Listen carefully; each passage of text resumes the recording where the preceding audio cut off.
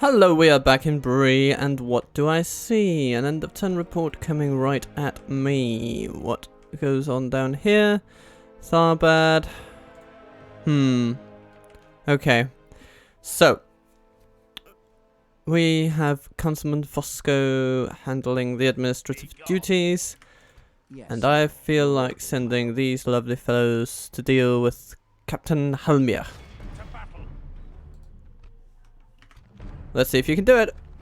Yay! Well done, lads.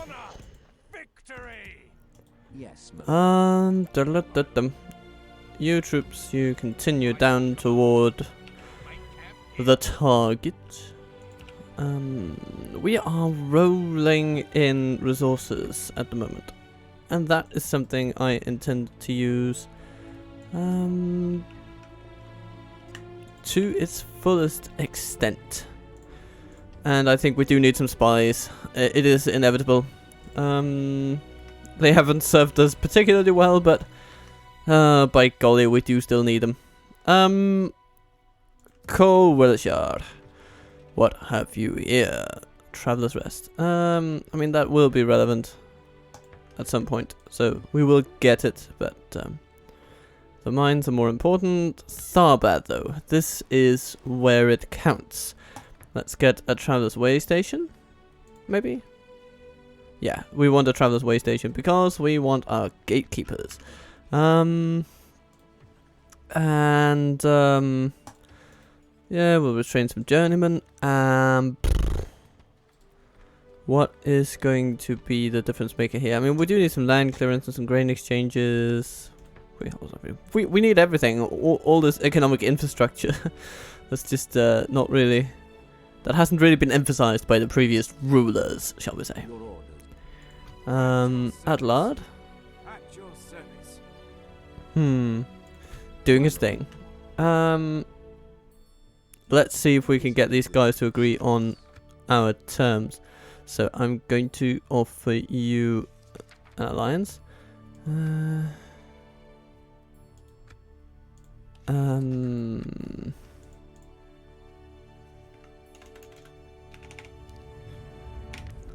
going to say this. Come on. You want it. I know you want. No, I don't want money. I will give you money. How's that? I just really want this alliance now. Thank you. Thank you, Ethan. Well then, that's good work, Sadok. You have accomplished your diplomatic aims. And what else do we have to do? Well, not much, to be honest. I think this is about it for this turn. So let's just keep everything rolling along. Because, yes, our ballistic crew is coming along next turn. Good, good. There's part of me that does want to use this booming economy of ours to buy up towns from Ennard Wyeth. They might not want to sell them off, but I am going to try.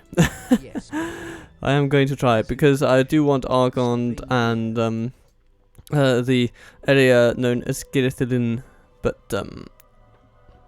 we shall see what happens. Yeah. Anyhow, it seems that Dunland is under pressure, so that is nice to see. Let's just keep the turns rolling. Hey guys, Orthanc here, and welcome to turn 54.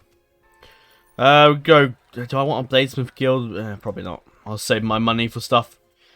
But Byrig, obviously still ours. Everyone didn't get attacked, thank God. What was the plan? So Dunland is where we need to go next, which currently has Chieftain Yagfak inside. I'm gonna split my spies up a little bit. Okay, Elves got all this sorted, so I'm content there. Okay, this is the army that attacked Waffle earlier.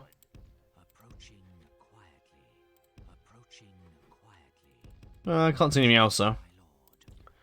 What about in this area? No, nothing at all. Okay, so I think Dunland is good. We're good to go to Dunland. I do want to wait for the baluster, so that will be take. I don't know, round. Let's just lessen this. So I'll take a few turns. It's gonna take ages to get there. I don't know if I really want to wait, to be honest. But I can't risk... I can't really risk them to come out to attack me. How long is it going to take this guy to get down here? Too long. Okay, what I think I will do is just march on them. Actually, no, I've got these guys coming, haven't I? Oh, do you know what? I may as well just bloody wait the turns. Why not?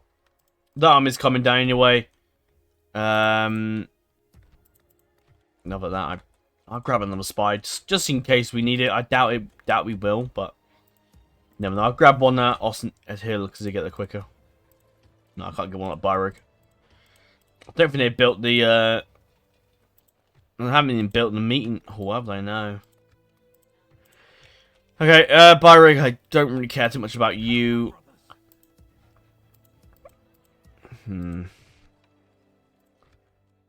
How we attack Dunland is debatable. I need that ballaster. To tell you what I might do, I might just teleport these two armies over to Byrig to just save time, really, more than anything. But if we take Dunland, that'll kill Dunland's faction leader, and that'll pretty much secure that position. And all Waffle needs to do is take Bale, which I'll probably just wait for him to do. Which he should be fine with that. Oh yes, I forgot. We can do the Battle of Buzzoom, can't we? We've got Chieftain Shagflack, a brilliant name. I'm gonna go grab a drink of water, and then I will be back to start off this battle. So let's do this. And here we are. So let's begin. Now this is a custom settlement model, and I think so you're going there, and I believe the back of the settlement is back here somewhere. Is it like is it in the middle? I think, I don't know. No, I want you to let the Dunland Wardens there better defense, I think. Actually, no, it's probably better to do the Mythlon Nobles because their defense is 38, so may as well. Even though just putting sudden, it's probably a bad idea. So let's just take these guys and go for it. Go ahead and stick some of these guys at the back. I don't really care too much about the archers because I doubt we really are going to have use of them that much. Cavalry, don't really care. Put you in that army. Well, group, rather. If I can make use of the bowmans, if I can make use of the bows, I will, but other than that, I don't really care. Oh, they're starting all the way at the back. So likely they are going to sit and hog the town square. I'd imagine so anyway. There's the goblin, I can't remember what they're called. These are the goblin bodyguards. Is that a heavy goblin unit over here? I think it might be. Where is it? I have no idea where it is. Is it like at the back here? Oh yeah, here. That's it. Well, you can... Never mind. It doesn't have any towers, is it? No, I do have towers, but not going to be activated because the enemy are miles away. Fair enough. Fine. Isn't going to let me do it, is it? I'd make use of the archers and just the general missile troops. This army is going to serve me absolutely no purpose because once Buzzoom is mine, that's it. And his wife is our ally, so you have no trouble there. I mean, there is the Dwarfs of Eredluin to worry about, but I don't really care. This isn't a proper, like, full campaign series, so I have to worry about the Eredluin, so not all that bothered. Alright. You can... Let's get the archers up here. So a little look at this place. So, okay, so you can come through this way. Right, okay, just trying to get my bearings ready for this map. Okay. I don't know how good your range is going to be here, but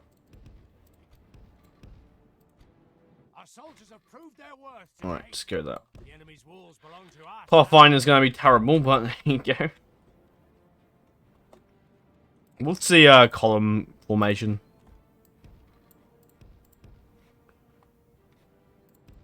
Yeah, that'll do. Whatever the formation that is, I have no idea. Right, time 6. Let's get moving. I'm going to take a look at the lovely looking Elven units, because they're always quite nice to look at. I think a few have armor upgrades. I think the Lindard Guards haven't. Do they have an armor upgrade? I can't really remember. Dunland Wardens, I don't think have an armor? I'm not 100% sure, and if they have one or not. But yeah, Buzzoom is going to be a nice little summon, an economic summon to grab because we can build the mines. Not that it's going to make much difference towards the end of the campaign. But yeah, the summon more was really lovely. I remember when Buzzoom used to just be like just a normal orc town, but it's changed so much. I think actually it might have been a I can't remember. It might have been like a proper mountain fortress or something. I think. And back in normal Third Age, when it's called Foreign's Halls, and then they changed it. But yeah, for those who are wondering, this is probably going to be the last episode actually. So after this, there'll be nothing replacing it. So don't worry about that. Essentially, it just means I have more time to do other stuff. But I have enjoyed this campaign. It's been very fun. Whether or not I'll do any more hot seat campaigns is debatable, really. But if I do, it will probably be a little different into how I've done it in this format. Number one, if I were to do it again, which again, it's not really, I'm not 100% sure if I will. But you can be sure I'll just only be recording my turns in my episodes on my channel. And then the person I'm doing it with will probably record their own turns. Because I don't mind editing Waffle's turns, it's not too bad. But the problem is, me and Waffle record all the turns, and sometimes some of the turns that we record are really boring, and just turns that either myself or him would edit out. But there you go. I'm not sure how much Waffle does in regards to editing. I don't know if he does as much as I don't think he does that much editing, to be honest. As far as I'm concerned, anyway. But if I were to do it again, I'd probably do it with, I'd probably record the turn, probably just record only my turns and edit out a few turns. And then perhaps do intros, maybe. But that's, like I said, it's very unlikely, but I'm just telling you what would happen if I were to decide to do it again. Let's, don't get your hopes up. Alright, the elves are near here. I'll get them all to run now, so we're pretty much there. The elves move a lot faster than any other, because I think the elves are a little bit working like almost like the Aztecs and Native American factions and their units, who move very quickly.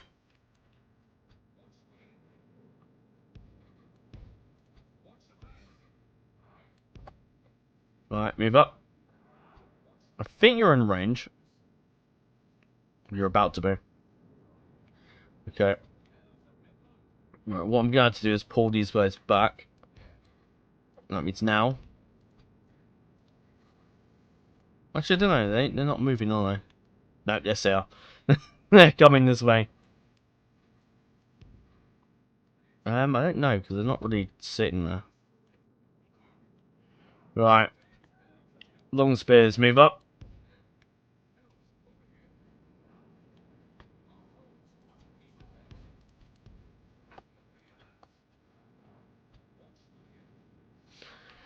Love the odd Hobbit music now and again. It's nice. Alright, move sudden back. And let's have the javelins. The javelins at the back. Whether or not they can... they might come in handy later on. Oh, you're not in range. Right, keep firing. Otherwise, she's going to get shot at. Well, if the orcs come down on us now, they will get hit by the long spears. Which is why I've got them there. We're sort of, build quite a few of us, to be honest. But it's alright, we're elves, and we have, and pretty much the stage where we're actually going to win this campaign, so it's not the end of the world.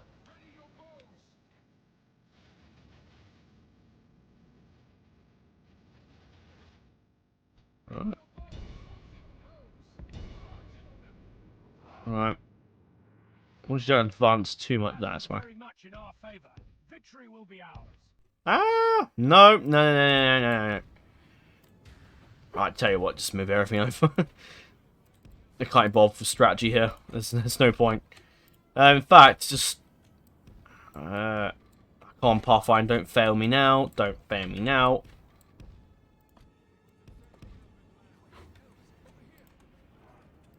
Right, elves, up you come.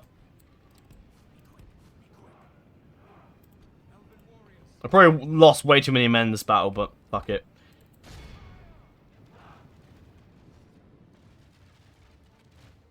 This is probably a stupid idea. Do you know what? Fuck it.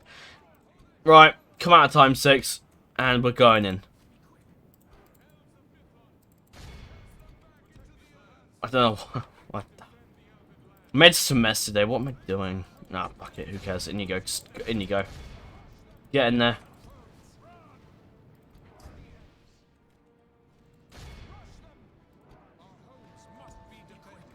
In you go.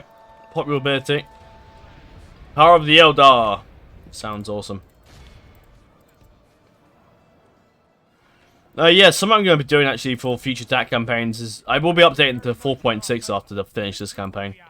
So the next campaigns on my channel will be on 4.6, and we'll be on the AGO version 2 submod as well. So I'm going to play that because it's sort of I don't know. I just really want to have a go at it. It looks to be kind of fun. So the AGO submod, and hopefully when I get around to it, my lovely custom general overhaul, which is going to have a bunch of generals that aren't in the base game. Essentially, what it will be is just to have custom portraits and just be called the generals. I'm not going to be giving custom traits and also all that. So I can't be bothered, essentially. Sorry for those people that would love custom traits, but I don't really have the time for it. If I was working on DAC, then I'd probably do it, but no. Our men are in command of the city. Alright, finish them off. Yeah, had I been... Obviously, I could do custom traits and stuff for characters in Lucium Total War, but the problem is there's not really any characters that are really important in Lucium Total War, apart from like a prominent monarch or something like that, and that's it. But other than that, they can't really do it in Lucium. But for that, and anything Lord of the Rings related, you can. So let's have a look. So the 194 Mythlon Nobles got the most kills. Mythlon Nobles up there did well, and the Lindlar Guards pretty good, as well as 65 Marines. The Elves just did horrific. Well, no, they got 93. That's not bad. But my mistake was just sitting here, just not doing much. I should have just charged in and showed them true Elven might, I suppose, but it doesn't matter. Buzzoom is ours, and we are one step closer to the end of the campaign. Now we need to just put everything into the attack of Dunland, really. I may even teleport Certain over, maybe, just because I can, essentially. And because I want to end it off with a great battle of Isengard in complete style. In the most stylish way I can. There you go. Kill them all. Well, we didn't really kill any, to be honest. In terms of what we'll leave, thinking... I'll leave the... no, I'll take the long spears. They might come in handy later. I'll leave the... probably the Marines. Yeah, I'll leave them in there. But yeah, we are making tons of money, so... Money is not a problem at the moment. Are we building anything over in Ladris? Yes, we are. Although it's pointless that they make any appearance, I'll still do it. I'll recruit them anyway. Maybe they might. Nah, to be honest, not really. No, I'm not gonna need. What I'll do is I'll teleport my armies over anyway. So what's the point? And right, okay. All right, we're sitting there, and I'll gather up stuff. Oh, whoops. Elven warriors. Elves. Orders. I'm pretty sure we can put more than like two more units in there. So I'll stick you in there, and if Dunland wants to try and fight us, and let them come. Onward. Elves. Elven warriors. Swiftly. All right. Yes, my lord. You're not going to really get over there, are you? I don't know. Whatever. I'll put them in force to give me some more money. I'm making loads of money now, so we're good. But yeah, Dunland's fate will soon be sealed. And I'm looking forward to putting into them. And then after that, we'll be moving on Isengard. Oh, Brunner's an upgrade, finally. But yeah, with regards to doing more hot seats, I doubt I probably will. I just don't really have the time. I shouldn't have really just got rid of them, to be honest. Whatever. I'll build them anyway. And I regretted doing that before with just destroying that. And I'll just get a unit of you. And some units from Forlorn, why not? And we go from there, I suppose. Other than that, I don't really care what else we build. Oh! Okay, they can't attack me, so that's fine. If you're not familiar with how DAC works, basically you can't attack your ally, and that means the AI can't attack you without first opening up sending you a diplomat saying we break the alliance. But the AI is too stupid to do that, so there's no problem with that. No worry about that one. But what I will do is move Certain over to Byrig. I'll put him in that fort to show that he's sort of miles away. In fact, what I will do is bring him over. No, I won't. Tell you what. I don't know what I want to do here actually. Tell you, no, I will move Certain here, and he can sit in that fort. And probably what I'll do is I'll use the character cheat to bring all my armies over to where Elrond is now, and then we'll march on Dunland and do a battle there. And then with what's left of my army, I'll march upon Isengard alongside, probably wait for Waffle as well. I think we're going to try and coordinate it so that we can march on it together. And I think one of us is going to play the battle of Isengard. I don't know who. We haven't really decided that. We haven't got that far in decision making yet. But I think I may do it myself because I have the better PC. Not to shame Waffle in any way, but I do have one. I do have a pretty decent PC, so yeah. So I may offer to fight that battle because I feel like it may be a little laggy on his PC because of all the armies, and it's going to be laggy either way probably, but it won't be as laggy if it's on mine. I think what I will do. I can't remember the ballista. Does that help us take the 20 against buildings? That's really that's pretty crap to be honest. So I will leave my spies around, and in fact they can all get in now. And we'll get in the next turn. My diplomat though is going to go down to Isengard. We're not going to really take any of the settlements around here. We're just going to go straight for Isengard. Unless Waffle wants to go for some settlements around here, but I'm not interested. I'm just going straight for Isengard, and we're going to kill him.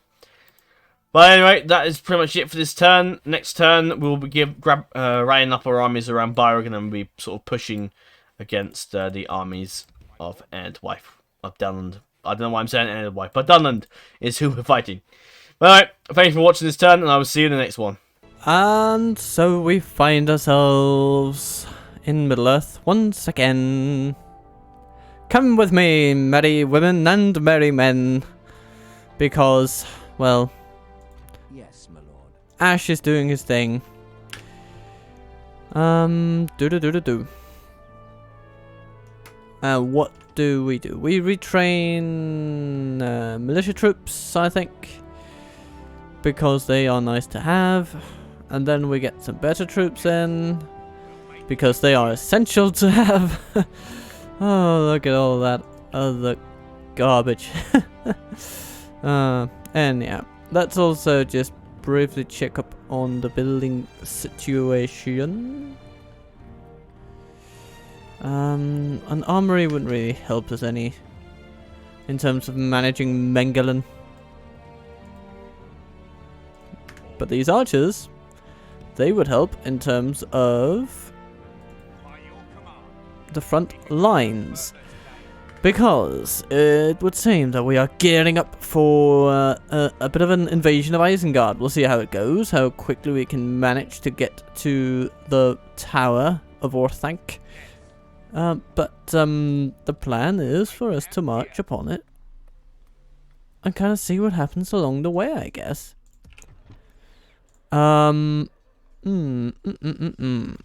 Yes. All these folks, we want them. We want them. Greenway Riders are bread and butter. Oh. But we do need more troops as well. Doobity doobity doo. Okay, we can lessen the tax rate for a turn. Maybe even two. Maybe even two.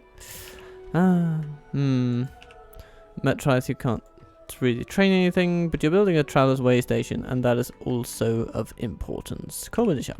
Ooh, yes. I want that ballast there. Well, several of them.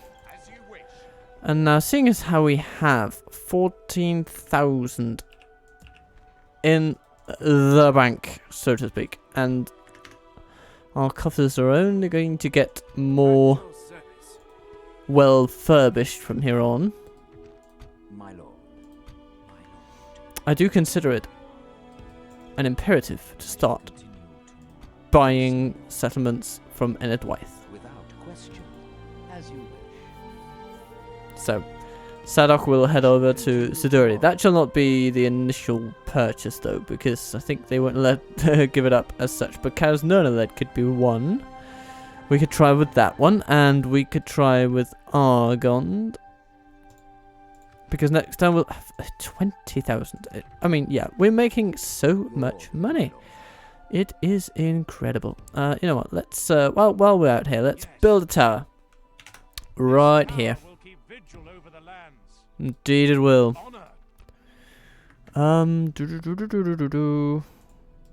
Okay. So there are garrisons afoot. We will need to prepare strong armies in order to take them down. We shall give it a really good go, though. I shall not send an emissary to you. I shall send a spy, because he needs some training, and yeah, you diplomat types, you are good for training spies. So yeah, with that we'll say our goodbyes and move on to another turn for the elves. Hey guys, Fred and Stag here, and welcome back to turn 55 for the High Elves. No, I don't want adoption. Go away. I'm really anti-adoptions in Total War. I just don't like it cluttering the family tree with unnecessary people that don't belong in the family tree. Anyway, family update. Toredhiel is Eladin's daughter. Arqueniel is another one of his daughters, and he's got Landian and Eliond, which won, I'm going to assume, this turn. And then Elrohir has Idrenutor, or whatever. Eredion, and then moving over to Gildor, who has Tegalad, Meiron, Idrenian, and Veronway. So quite a few kids have been born, I think, this turn, or maybe the turn before. And Dawn and Austin, who... Did I adopt him? Oh, I must have. When the hell did I adopt... Okay. I thought you... No, in a minute. No, okay. Okay, Elrond's daughter married Gildor. Oh, did I... I must have adopted him. Okay, I don't know why I did that. Tilafion and Gruafiel. I don't remember adopting him, unless that was... I must have done... Okay. I don't know when the hell I did that, but okay. And now I'm afraid it's the time for the sheet. Oh, fuck. Oh, no. Where the hell did that come from? Oh, it's a Doomstack, isn't it? Yeah, because they're down to 3 summons. I completely fucking forgot about that. Oh, that's going to be difficult. Okay. Right. Alright. We're going to be doing some cheating this turn anyway, so I don't really care that much. Then again... Alright, so this army could go up there if he wants. And I can't reach that, so... This army is coming home. In fact, I'm going to put everything in Byrick. I'm going to hope that maybe this big Doomset will tackle my forts and I'll be able to trap it. Right. Let's have a look at the range. Right, so they're nowhere near me. Okay, fine. What Gilder's going to do is... Not Gilder, sorry. I'm going to do the character reset sheet and get over to Austin Edhill. Or Austin Ethel. And he's going to grab thingy. I could just teleport, but can't be bothered. And then, we got anything else being built up here? These two guys coming. Nothing else really. Cameth Bryn isn't definitely enough culture anyway. So I don't care that much. We can build these now, which is good. We're getting somewhere. But I expect they'll probably hold off on building things for a while. I have no real need to build anything, to be perfectly honest. This is a village. If you can't reach, that's fine. Right. You should be in range to get up there. I'll teleport you if need be, but you should be fine. Certain to go to Orthanc Hill. This army here can do nothing because I have no real need for them. Is there anything I can really do for them? Probably not. Okay, I'll leave them as they are. But Certain can come down here and go to Orthanc Hill. If he goes to that fort, that Dunland army will attack it probably. So you can stay there. Back over in the lands of Grey Havens. Buzz we're doing fine. Most stuff on this western coast is just going to be nothing. I don't really care. Oh god. Fuck off, dwarves. Please don't. I don't have time for you really to be knocking on my doorstep. Thank you very much. We get some armies built up over in the Grey Havens in case Eredluin decides to go for us, which I hope they don't. Do I have a diplomat somewhere? I'm pretty sure I can just teleport one over. Your order. Yeah. You're neutral. Yeah, I'm going to do a bit of cheating with the diplomat today, I'm afraid. Because I want to secure some alliances. Okay, whatever. These dwarves suck. I very much doubt that the dwarves will attack us. No. Yes. Ascanil, you can go up to Foreign's Halls because I want to get an alliance with the dwarves of Eredluin. Do not want to be fighting them because that will just be very... that'll delay the campaign. We are working very hard to get this campaign finished so I can move on with some other things. I'm getting bored with this campaign and I want to move on. And I need to character reset you as well. But yeah, I want to get this Hot Seat Co-op series done so I can move on to playing DAC 4.6 and I can play the AGO mod as well. That's why I'm sort of rushing this to get this finished. So, no interest in playing on. Right, will you take my money? Yes, you will, thank God. Great, thank God. Oh, why have they not got any... Hold on. Hang on. Why have they not got any allies with the dwarves? Have they taken the rings? No, they're still at war with Angmar, so I don't think so. No, okay, that's fine. Well, they can't attack me now anyway because the AI doesn't know how to break alliances, so that's okay. Wonderful. Yeah, I'm pretty sure if we hadn't got alliance, I'm pretty sure Eredluin might have actually attacked me, which would have been not very great at all. Edmund's still held by the Dunedain, that's fine. But yeah, this Doom stack might be an issue. I'm pretty sure if they do attack Byrig, we will be able to defeat them with our armies. Berserkers, Pikemen. They don't have the best army in the world. Well, I'm saying that, but they probably do. But they are going to be moving everything against me, which is going to be difficult. Dunland has a Yagvac. I've got my spine, haven't I? No, you can go in there in that case. Oh, fuck off, really? That's 90 fucking %. No, that's pathetic. Well, I'm going to send this spy down, because if my spies can just drop dead at 90 bloody %, that's ridiculous. What have you got? I think we can definitely take up that one full stack. But another one as well is just not going to work. I need Waffle to, oh, he's not really, okay, then maybe the army over there might be okay, but he shouldn't have really done that. Because they could just reach him. Halbar has a lot of cav, Eisenmark raiders, sorry. Eisenmark axemen, Wolf's pikes, Wolf's swordsman, god. It is quite the army he's got. Mounted warband, beast slayers, pikes, berserkers, clansmen, spearmen, okay. Well, that's going to be an issue for us, I'm afraid. Yay! No, army actually got in for, that spy got in for once. We have got our diplomat over at Isengard. Yes. I did speak to Waffle a bit about how we're going to do the attack on Isengard, and I think we're just sort of going to... I think we were just going to do it at random, really. And I'm fine with that. I don't really care who fights Isengard. If Waffle wants to do it, he can. If I want to do it, then so be it. I'm very, don't mind. Isengard is going to be an easily done battle anyway, because it's just got Saruman the White, which is with his Guard of the Hand, which is obviously pretty good. I think the Berserkers, Ballister, Uruk-hai Archers, Walker Marauders. Most of it's pretty crap, apart from the Berserkers and Saruman's body unit, and I guess the Ballistas perhaps. But the rest, maybe the Pikemen might be kind of good, but other than that, it's pretty meh. I'm going to assume they have a garrison somewhere. I'm surprised if they don't. I'm pretty sure they have a garrison. So, yeah, Isengard might be kind of fun, but I'm not sure how many troops they get. It's probably going to be like 6, I think, because it is a citadel. So I'm going to assume we're going to get like 5, 6 garrison units. So I'm interesting. But anyway, this army in the north is going to be an issue. Because we're sort of cheating anyway, and I don't really care. I'm probably just going to be... I'm probably just going to like move my armies over here and fight Halbar with probably Elrond and Cerdon, and then after the battle we'll join up our armies and go from there. The Ballister is something I want to keep safe. I may leave the Longsmiths and take Gilder out to get him to do some work.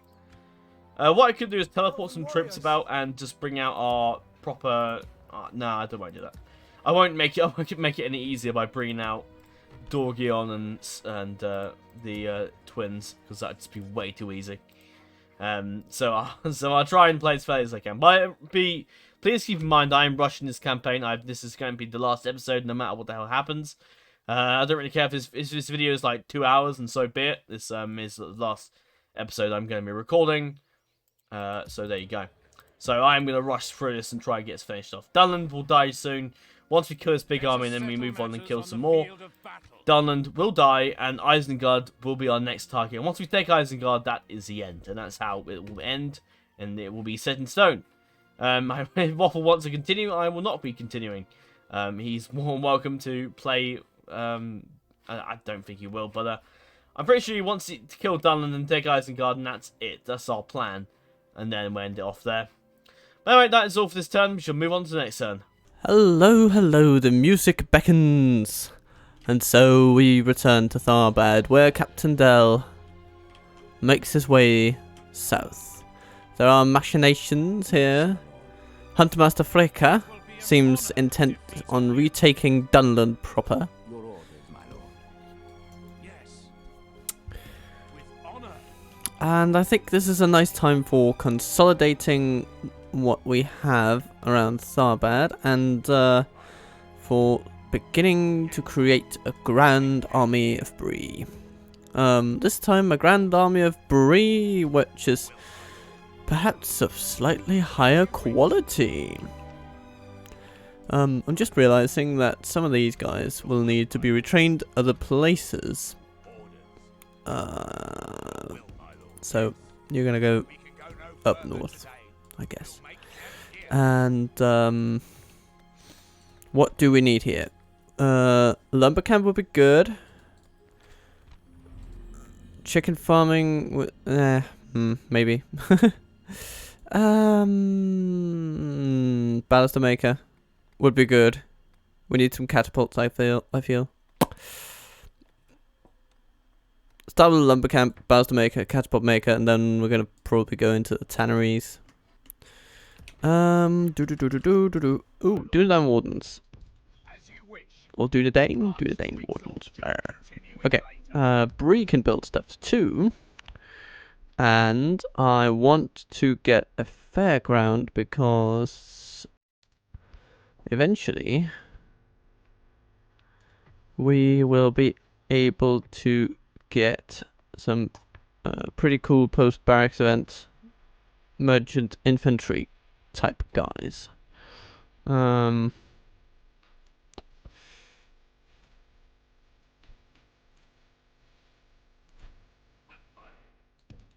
your command. Yes. And what else? Well, we've got a lot of Bandobra's archers coming around. The Shire is supplying us with archer power. Also, we do need some more spies. It has been discussed and agreed, spies is what we need.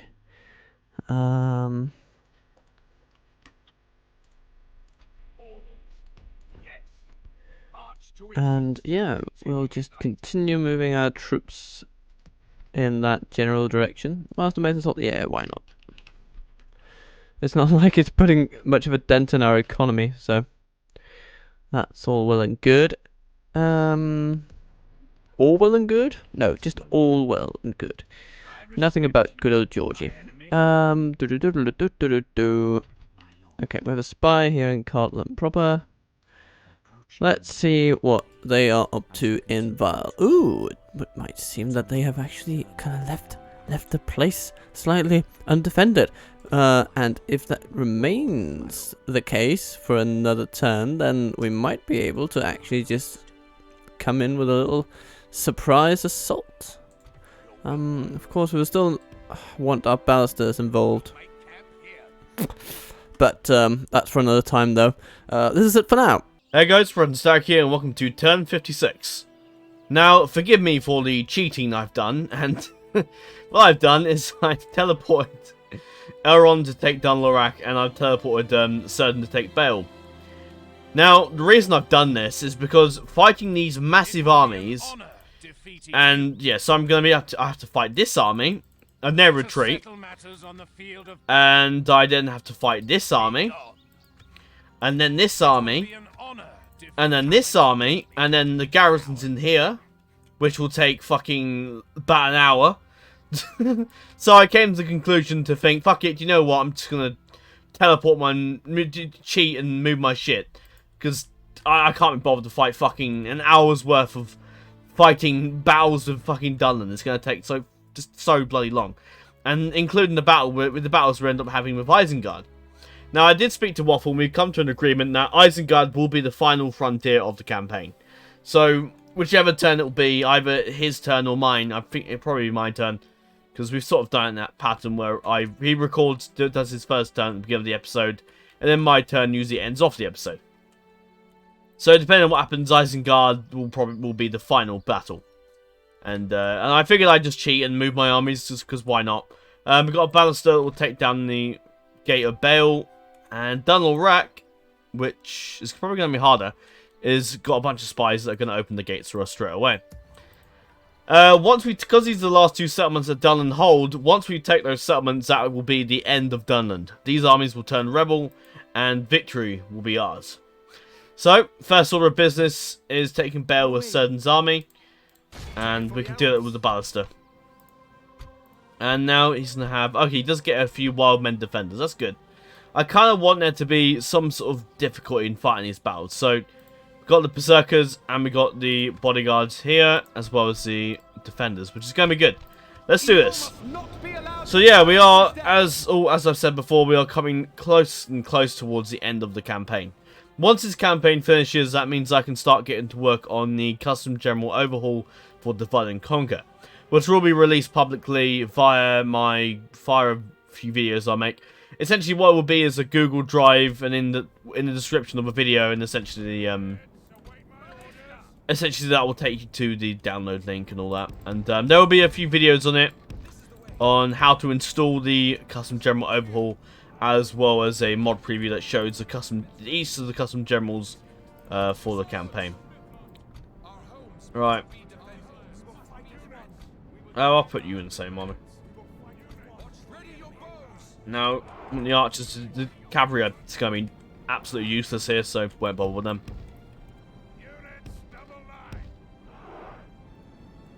If I can use the archers, I will, but the cavalry can just go over there. Alright, let's do this. I'm going to have to get you a bit closer if we can do that. They seem to be heading back to the town square, so that's fine. That means our archers can come up and do some damage. Is that a good shot? Right. What I might do actually is move my baluster up a bit further. Just so I can see how much damage we're doing. I imagine we're probably doing a lot, but I want to be... I want to make sure we are doing as much damage as possible. But yeah, it's a great time on my channels where pretty much most of my campaigns coming to end. And they're going to be Beautiful new... we're basically going to be going ahead and start doing the intros for the campaigns and other stuff. And generally more editing and more focus on the videos I'm uploading. So will be about 3 episodes, but 3 videos a week is the plan. And perhaps the additional live stream if I have the time.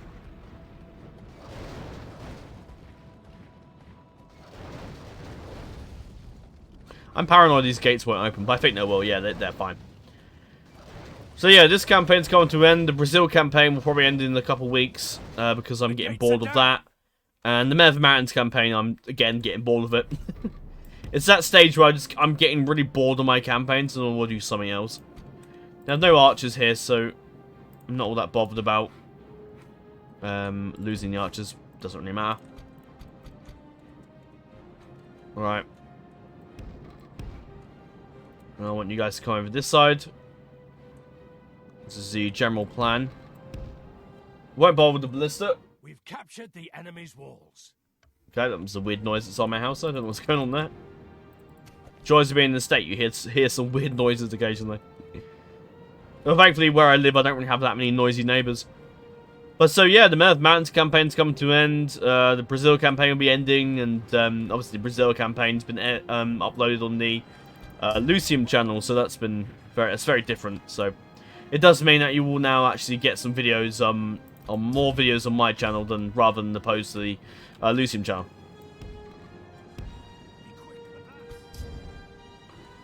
Yeah, whenever I have my window, it's pretty like a 20 something beyond 29 degrees I think today. So it means I have all my windows open. Thankfully, I've got a decent noise suppression thing on my microphone that pretty much turns off all the what's the word for it? Cuts out the background noise, which is great. Right, you're gonna come here, are you?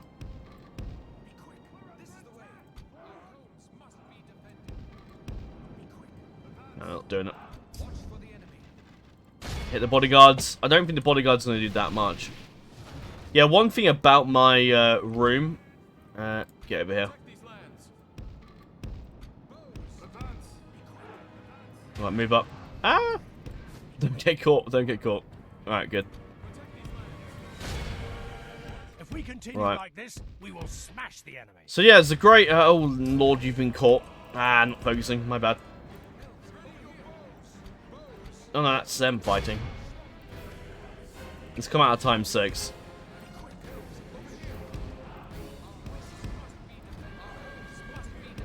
Right. Right, you are firing here. Good. Keep hitting them. Right. You guys come over this side. Yeah, the right-hand side flank is going to be like the most defended area we've got. Lindard Guards didn't do very well against these Berserkers, though, it's a shame. You can hit the bodyguard at the very back. Victory will be ours. You're out of range. I'm selecting the wrong unit here. Right. Oh, look, they're routed. Brilliant.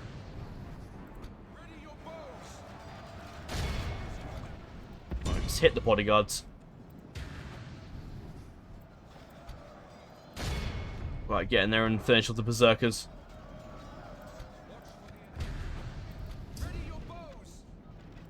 Get some hits on the bodyguards and there'll be less of them to kill. The long spears should be able to hold their ground against the defenders, hopefully. We can go time 6, no point waiting. We're not really going to get that many kills here, but... The enemy are badly bloodied. They have lost half their men. Right, wherever the hell... Yeah, get over and fight the Berserkers. I want the archers to do some damage, but I don't think they're going to be that useful here, because they're all... Right, get over there. Now you've done your job. The long spears can hold for a bit. And...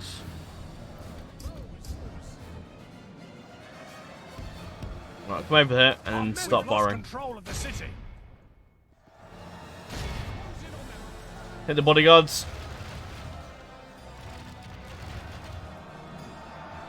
God, you know what? Send them all in. It's not much point waiting here.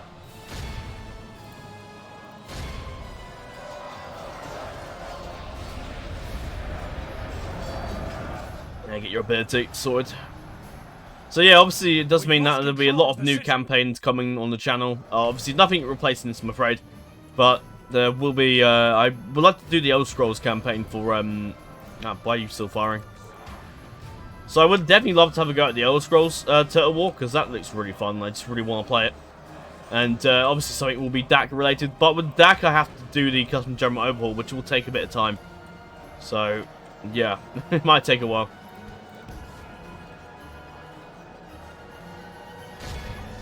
Right, finish them off. I hope the music's not too loud. I don't think it is. But if it is, then just let me know. But say let me know. I'll see for myself later on if I watch the footage back. There you go. Clear victory. 90 men lost. Who got the most kills? That'll go to the Linden Longspears, who did pretty well holding against the defenders there at the wall at the right inside flank. But that's Bale gone, and now all we need to do is Dunland, which will be significantly harder because there's more troops in there. I'm pretty sure that we'll get a bit more. We'll get some defenders. I think 2-3 defenders. I think it's going to be the same with Isengard. Yeah, I love the shock on Waffle's face when he sees that I've taken Bale. I will probably give it back to him diplomacy-wise, which would do. Exterminate that. Now, if I can give it over to... Yeah, because what I'm going to do is give Bale to Waffle. Where's my diplomat? Ah, there you are. Yes, it is good to see you, my friend. How can we... You can have Bale for do some affirmation. I have money. I'm not worried about money, but I just ask for affirmation. Even though it's completely pointless because we know where they are. Without question. Whatever, we'll give them that. Anyway, now we do the attack of Dunland. And now this battle must go well. So we've infiltrated the gate, so we can just go straight in. Right, okay, it's got 3 Wildman defenders. This is going to be fun. I'm really looking forward to doing this. Now, keep in mind, and obviously you already know this, but obviously this campaign, this episode here, is going to be a bit longer than normal. And that's made just because I don't want to have to, like, make another episode of this. I just want this to be the final episode, and that's it. Obviously, we could do more, make it, spread it out into more episodes, but I just can't really be bothered. I'm happy just to end it off in one epic battle, really. Today is going to be a day where I record quite a bit, because with, obviously, now I work, I don't really have the time to record in the mornings before work, or afternoons, or the afternoon/evening after work. So, it's a little, so what I do instead, let me just put these guys into, put you in that group there. So, I try and record pretty much as I can on the weekends. Which saves me having to record stuff in the day. I don't know why I've got you in the same group. Put the elves in one. So the elves.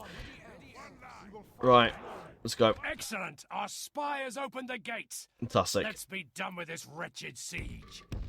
Right, get you out there. I want you out here as well. I don't know if they're going to defend these walls. No, they're going to run away. These are the Guardians of Dunland, which look, I love the look of these guys. They look fantastic.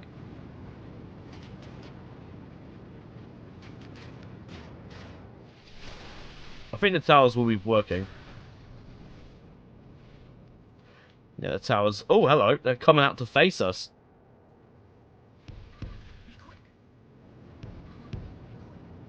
Right. We have everything back. Well, there's pikemen. The pikemen will get shredded. Right, bring you up as well.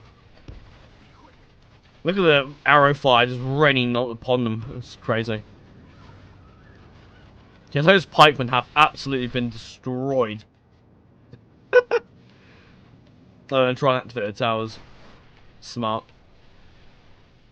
But yeah, what's left of these armies and servants will be moving upon Isengard. Whether or not I'll wait for Waffle is, I don't know. I might just go for it. See what he thinks. But I think the plan is for me and Waffle to have our armies side by side. I think that's the plan.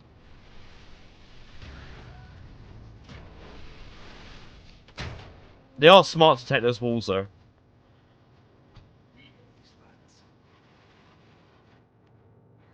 Right. How do I want to do this? Right, move everything forward. You can come this way. And I want you guys to come up this way. You can actually... What do you know what? Just... Right, you can stop firing. Our soldiers have proved their worth. In fact, I'll send up this unit. Enemy's walls belong to us now. Oh, here we go. Here comes some more pikemen. Raiders, sorry, not pikemen.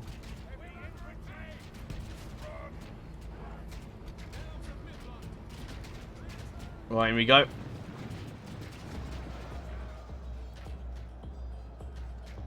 Right, one of you needs to get up here and kill him.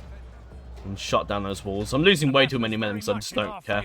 Victory will be ours. I'm sorry, but I'm just not bothered. We have so many troops and we are going to essentially win this campaign. So I'm not all that bothered about casualties, I'm afraid. But these Lindar guards will tear these pikemen to pieces. Although they are good. Get those clan hunters if you can. Right, here we go. These Mythol nobles will rip these clan hunters to pieces. Who's still firing? Oh, you're still firing.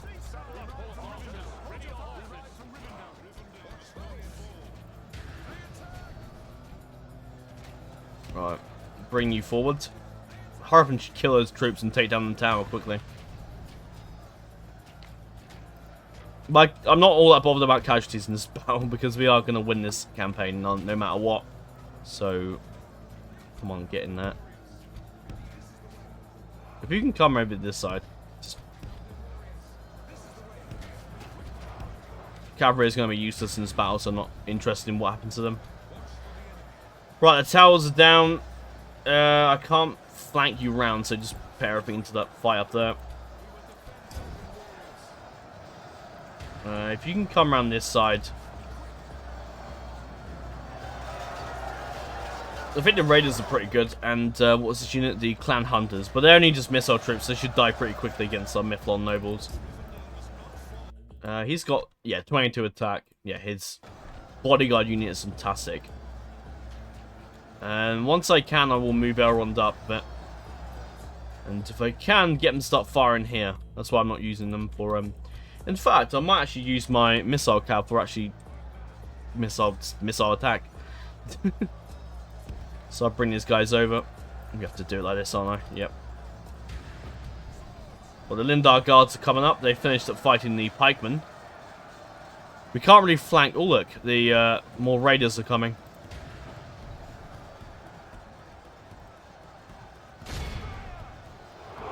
Right, start hitting them. Nice volleys against them.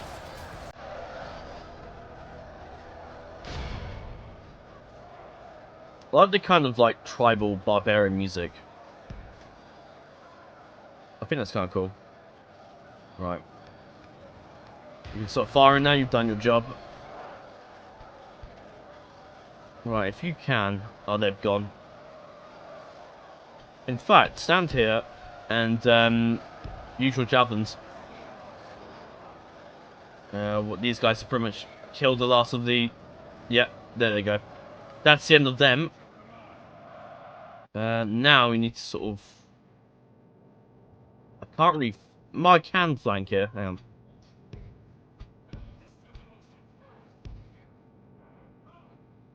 on. No, I haven't got any missile attack troops. Don't even say missile attack. Missile troops.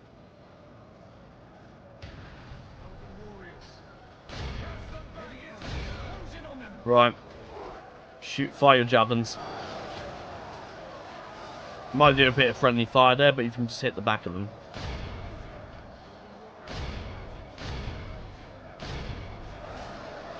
Right, keep firing.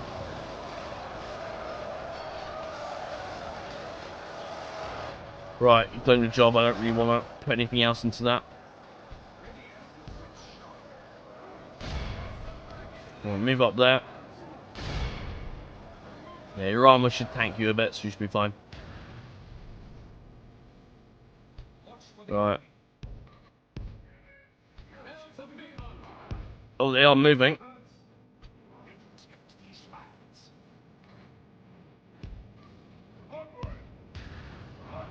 But yeah, I'm really looking forward to trying out the AGO submod, which is something I'm going to be doing. Something I'm going to try out. There's 4 of those guys left. Finish him off! Finish off the bugger! Have at him! The guy's really holding in there, isn't he? Oh no, yeah, he's dead. Never mind. He fought well, but no last was defeated. Right, move up. Oh god, they've left the town undefended. I could just take the town square really, but I'm not going to.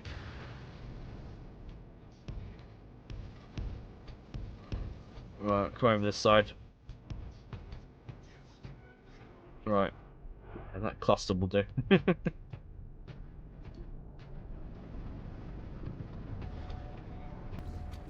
infantry! Watch for the enemy. Weapons ready, Elves. This Celtic music makes me want to go play a Tiller. Not Tiller, probably Rome 1 or Europa Bubble on 2. Well, that's their pikemen gone to our lines there. Continue like this, we will smash the enemy. Right, I think it's time we, right, go over here. Our homes must be defended. This is the way. Actually, in fact, what are you doing? Say that. I have an idea. Shoot them. Shoot the Guardians of Dunland.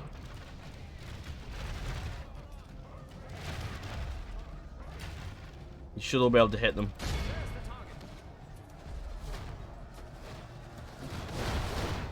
Or maybe just hit the Wildman defenders, because these Guardians of Dunland are just gonna tank all these shots. We will smash the enemy. We're under attack. Right, you finish firing.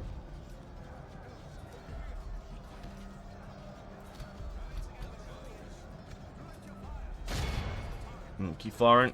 They're gonna do their job here. Elven warriors. Be quick. Right.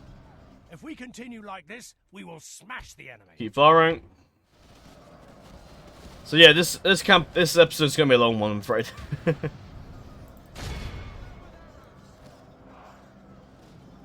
No, that should eventually die.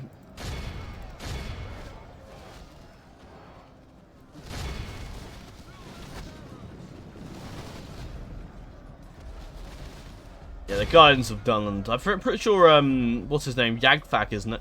Hasn't been in any combat at all because his unit's at full strength. Oh, fuck off. Don't do that. No, no, no, no, no, no, no. Don't do that. Don't do that. Don't do that. Don't do that. Stay still. Stay still, for crying out loud. Everyone's beautiful company, though. We are called together at this dark hour. Rally together, Elves. Ready your bows. Wait your command. Go on, hit them. I'll probably get Elrond to lead the charge, because why not? He's a Chad like that. Right. You guys have pretty much dealt with them. If you can come over a bit closer and just start firing. Shoot at what you want. Right. Hit the Guardians of Dunland and stop anking them because they need to die. Right, you've done your job. Fall back. If I put Errol on the front line, he will immediately die. I just know it.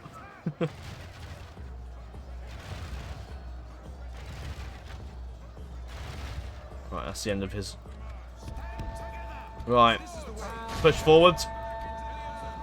So setting Elrond in to die is not a good idea. Right, you guys finished here yet? Yeah, you've done your job. Only You can half tank the in there. enemy force remains. Alright, in you go. The Guardians of Dunland are going to hold in like hell. Because they are really beastly troops. Oh yeah, I was going to move you guys into firing. I might actually, yeah, I'll do that. Because you can probably get some shots in the back of the defenders here.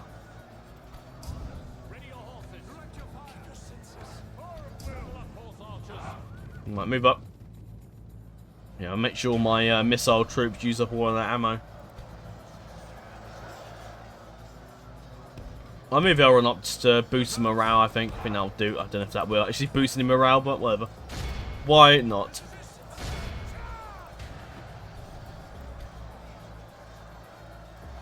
At the back of them. It's probably going to do low friendly fire, but there you go. Do what needs to be done. Do what must be done.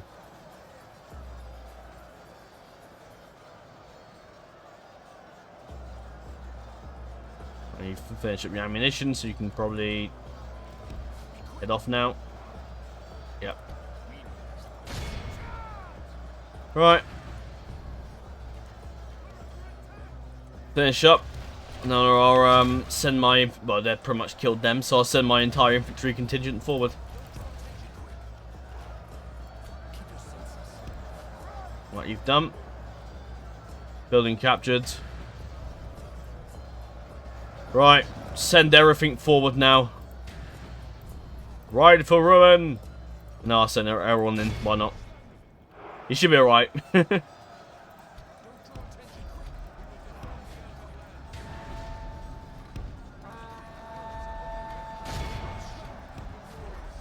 On you go.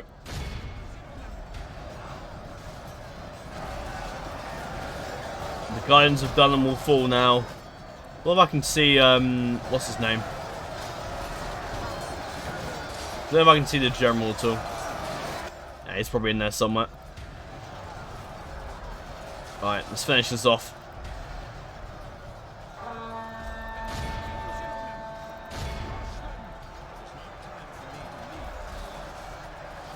Yep, that's them gone. That's the end of Dunland, really, in one fell swoop. Obviously, it'd be much harder had we actually bothered to fight the Doomstacks, but, if I was playing a single-player campaign, then sure, I'd probably actually sit there and do all these battles, but, or do the, yep, that's him gone. Just watch our men go in there and just, why is my mouse just being weird? Why is my mouse just gone really fucking slow? What the hell? This is a clear victory. I don't know what the fuck's up. What's happened to my mouse? The fuck is happened to my mouse? It's just gone really slow. Right, whatever. I did a setting on my mouse that sort of changes my sensitivity on my how fast you move the cursor. But yeah, as I kind of had a feeling, the Mithlond nobles killed 358 and killed most of the army. But yeah, that's the end of Dunland. And one hell of a way to do it, I suppose. But yeah, if I was doing a single-player campaign, I'd probably spend, I'd obviously play more fairly. I wouldn't cheat. But for a hot seat co-op campaign where me and Waffle just have to send the turns back and forth, and it takes ages for one of us to play our turns, I just want to get it over and done with.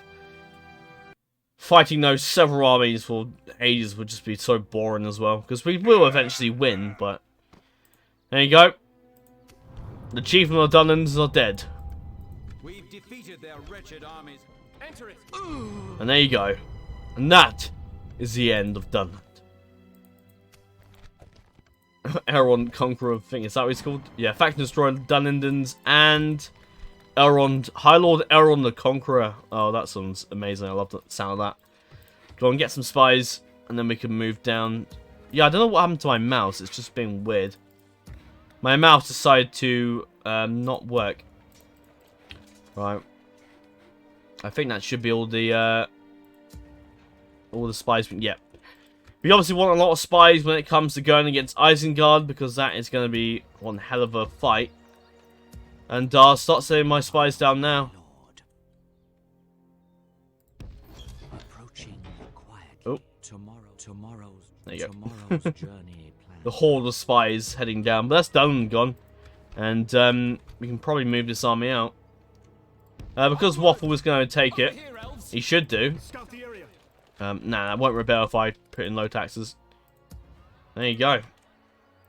Right, we'll merge our armies together. And I will now probably go ahead and discuss with Waffle about what we are going to do. If we're going to, like, march upon Isengard together, or we're going to march upon Dunland. Oh, not Dunland, they're dead. Are we going to march against Isengard, or together, or should I just send all my troops down there?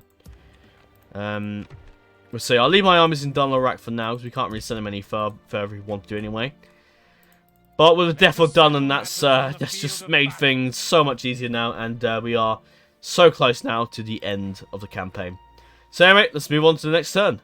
Oh, it is indeed a party, because the High Elves send word. I think I know who this is. And they give us Bale. Because of course, they've taken it. We've taken so long to even take Tharbeth, and now the High Elves own Bale. And they're taking pity on us. Well, sure. Thank you. Thank you. I'll take that deal. Takes a little while to transfer everything. Until we meet again. And so we see, what is it that awaits me? Yes, Círdan has blazed through, taken everything, and left Rika the leader of a non-existent nation. And what can we then do? Well, we can send troops to the south. Yes, my lord. Over to Tharbad, really. Your orders, my lord. And what do we have here? A bunch of farmhand pikemen. Okay. I mean, yeah, that's fine. Could be a lot worse. So, we are pretty middle mini here.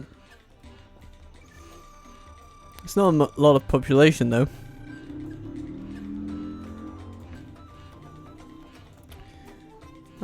Yeah. I'm gonna take a great haul for this one. Increase growth, decrease corruption, make one of these pikemen free. That sounds like a good deal for me. And so Captain Perry going to Mithraith. And that one's going to be retrained. That one is okay. So we're going to send these guys to Longbottom. As you wish. And you, and you, As you and everyone just we can go. go. Today.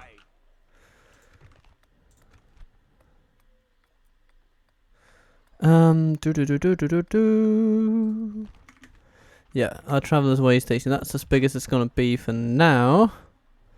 More Breedland bodyguards? I mean, it couldn't hurt, could it? No, I don't think it could. Another spot. We get our ballasted down. Anyway, that's it for this turn, I think. So, let's see what the elves get up to, shall we? Hey guys, Orthanc here, and welcome to turn 57. So, let's see what awaits us. Oh, okay. I'm gonna assume not. I haven't ever seen that pop up, like an event like that. Okay, that's not really... I've never seen that on DAC before. Okay, fair enough. Next on the agenda is pushing upon Isengard. As you can see, we're already saying our spies down there. The great charge of the spies. Right. Send forth. Now, Bree's got a spy coming down. And we want to send a spy from Dunland. Not too bothered about the rebel armies. If I was playing DAC AGO, which I think actually enhances the rebels, so that actually the rebels actually attack you, then I'd be more worried. But I'm not too concerned. Got a load of spies. I think we've got one at yeah, Austin Edil, Austin Efil. You can come down this way. I shall continue to Isengard will not know what to hit them. I think that's all the spies we can get, I believe. Unless I'm missing any, I don't think so, no. Okay, now, next on the agenda is pushing against against Isengard. So what we're going to do is pretty much bring Círdan over here. And then we'll start sorting out our armies. There's not really any point really building anything, to be perfectly honest, because we don't really need it. We're essentially Isengard's the final frontier, and then we won the campaign, and that's it. So, I'm not too bothered about building things for a couple turns. We have all the troops we need, and I think any more troops would probably make it a little overpowered. Come, my brothers. But yeah, I'll leave probably ahead. I'll take at least a full stack with me when we go for Isengard. I don't think I'm gonna need anything more than the full stack to fight what's in here. So always this, he's made it even easier for me. His It's Saruman, Beast Slayers, and Dunland Horsemen, plus the garrison troops. And we are waiting for Waffle to come down with his armies. I think he's going to send... I don't really know how many armies he's sending. Probably a 1 full stack, I'd imagine. He said it'd take about 3 turns till he gets everything sorted out, so it won't be too long now. This video will probably already be quite long, I'd imagine. Essentially, it's just going to be whoever the hell gets Isengard first and can fight the battle will play Isengard. Or play the battle against Isengard, and that's it. There's a few Isengard armies here, but I'm not really concerned. They can't get to us anyway, so because Anne's wife's in the way. I'm not sure the diplomacy situation with Anne's wife. No, they are at war with Isengard, so it's perfect. So the Elves and Bree will be a complete surprise to Isengard and should easily kill the armies, kill Saruman there. Foldberg has Lundoff, so I doubt he'll be any problem for us. Helm's Deep is held taken by Isengard. Yes. That has Radluck, Conqueror of the Hornbergs. That's the one who took it. Interesting. Oh, it's a Royal Pole Turners Guild. It's probably completely just useless to Isengard. But that's what they have. From what I can see, little to no defenses on this eastern front here. Edoras is a bigger army. Hang on a minute, it's Rohan still. Nope, that is Isengard. Nah, the lovely Hobbit music, I love it. But anyway, that's it for this. Oh, no, we're sending you down. Is there anything else I missed? No. Don't think so. Is there anything else I'm missing here? Spy. It's what the Shire West. That's just a... Oh, where am I moving you to? I'm moving you there, apparently. You can probably just stay there, to be honest. Yeah, all my spies are moving down here. Oh, there's one in Bale. I forgot I left you in Bale. Whoops. Out you come. But yeah, Bale's been taken by Bree for the diplomacy thing I did with them. So yeah, anyway, next turn. Hello, Wes. What are you doing here, and what do you bring to the table? Well, you bring to me a 26-year-long lifespan, no renown at all, a bit of loyalty. He's at least healthy. And he understands logistics. Yay! Okay, come this way. Put one foot in front of the other.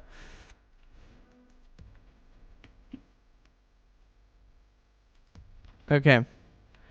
Krasnurned. What do we do with you? We just keep building that thing.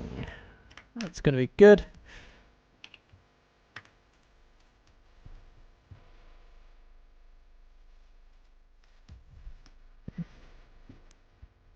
And just to get it out of the way, anywhere else that needs something built? Not really. We seem to be caught up, as it were.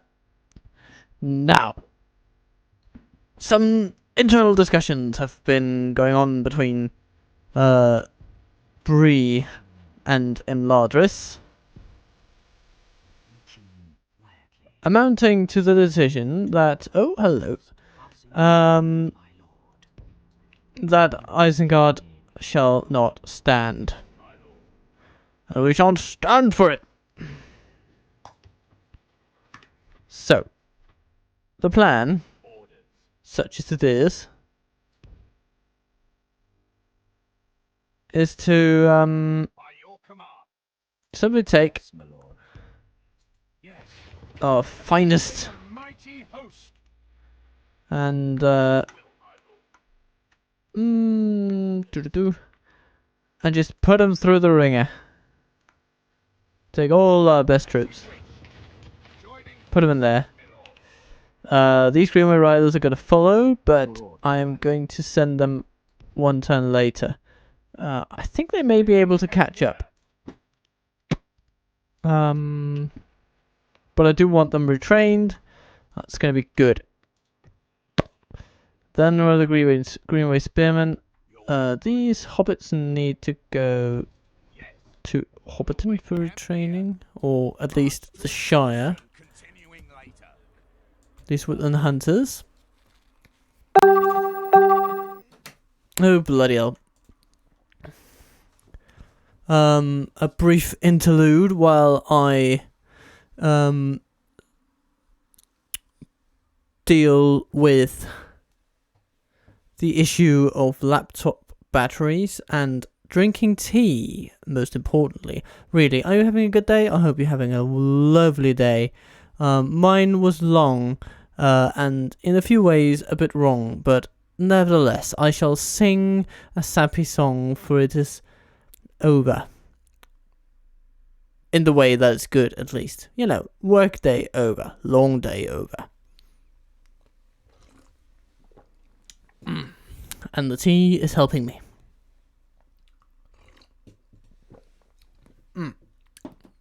Not sure how loud my slurps are. Maybe they are obnoxiously loud, but I'm not sure that is a negative all told. But anyway, Woodland Hunters, we're not going to get them here ever, basically. So, off you go. You need to go as well, this way, as fast as possible. Archers, you go to Matrice, or Woodland Hunters. Bows the crew, continue. Go to Longbottom, let's see if we can retrain you. Those guys at least. Hobbit Archers, going to Matrice, what's new?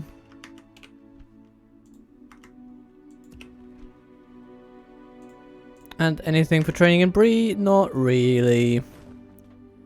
So that is the state of the world.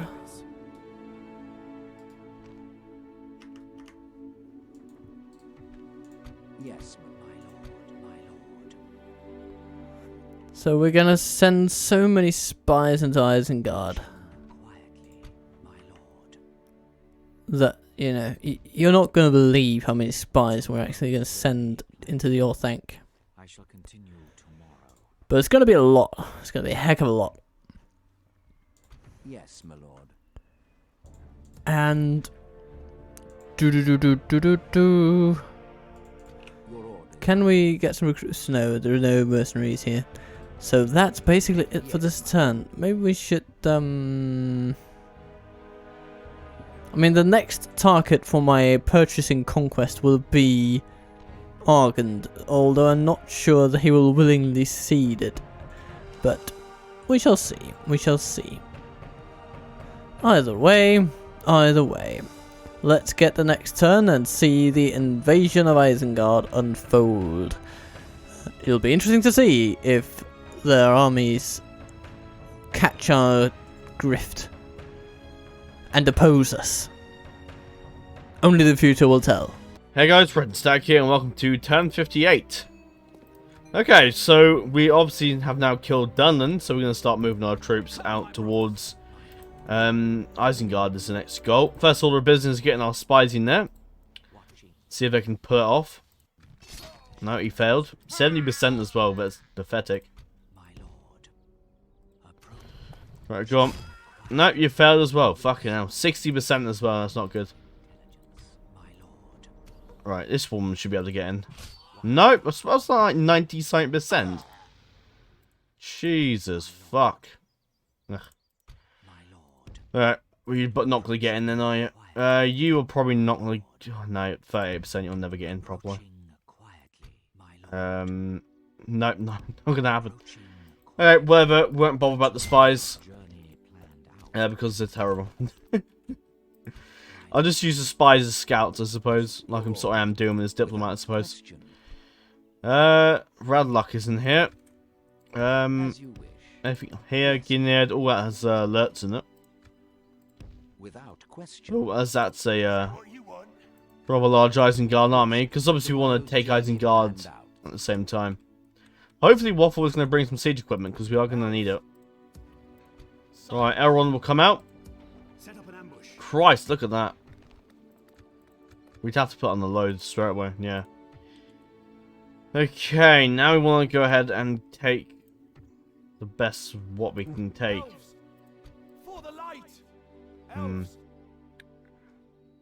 Right, take them who have retrained. Swiftly, elves. Emmanuel Sword Masters will take the Lindar Guards as well. And actually, let me just merge them a bit more. Elven warriors. Right, take them. Orders. Elven warriors. For the light, come on! This is the way. Come, my brother. Right, go in Dunlorak. I'm not in a huge haste to move you out. Onward.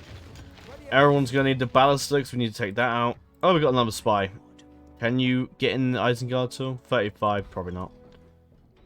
No, I'll probably just use my spies for trying to get in and just hope they at least try and get in. No, what am I talking about? I use the spies as just spies, essentially, inspiring the enemy and see what Isengard. See if Isengard can prevent our siege. But you want to attack Isengard in one turn. So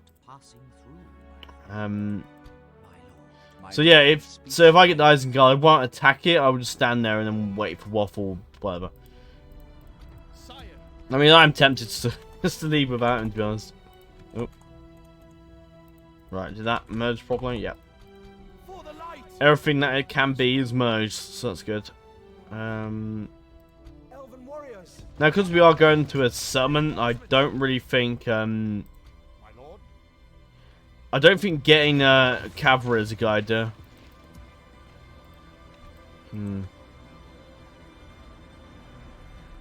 I will take Sudden because he has got what was the unit called? Oh, he's got Mython Nobles. That's the other unit, I think. What is it? The other unit you can recruit. Oh yeah, the Calaquendi Lords.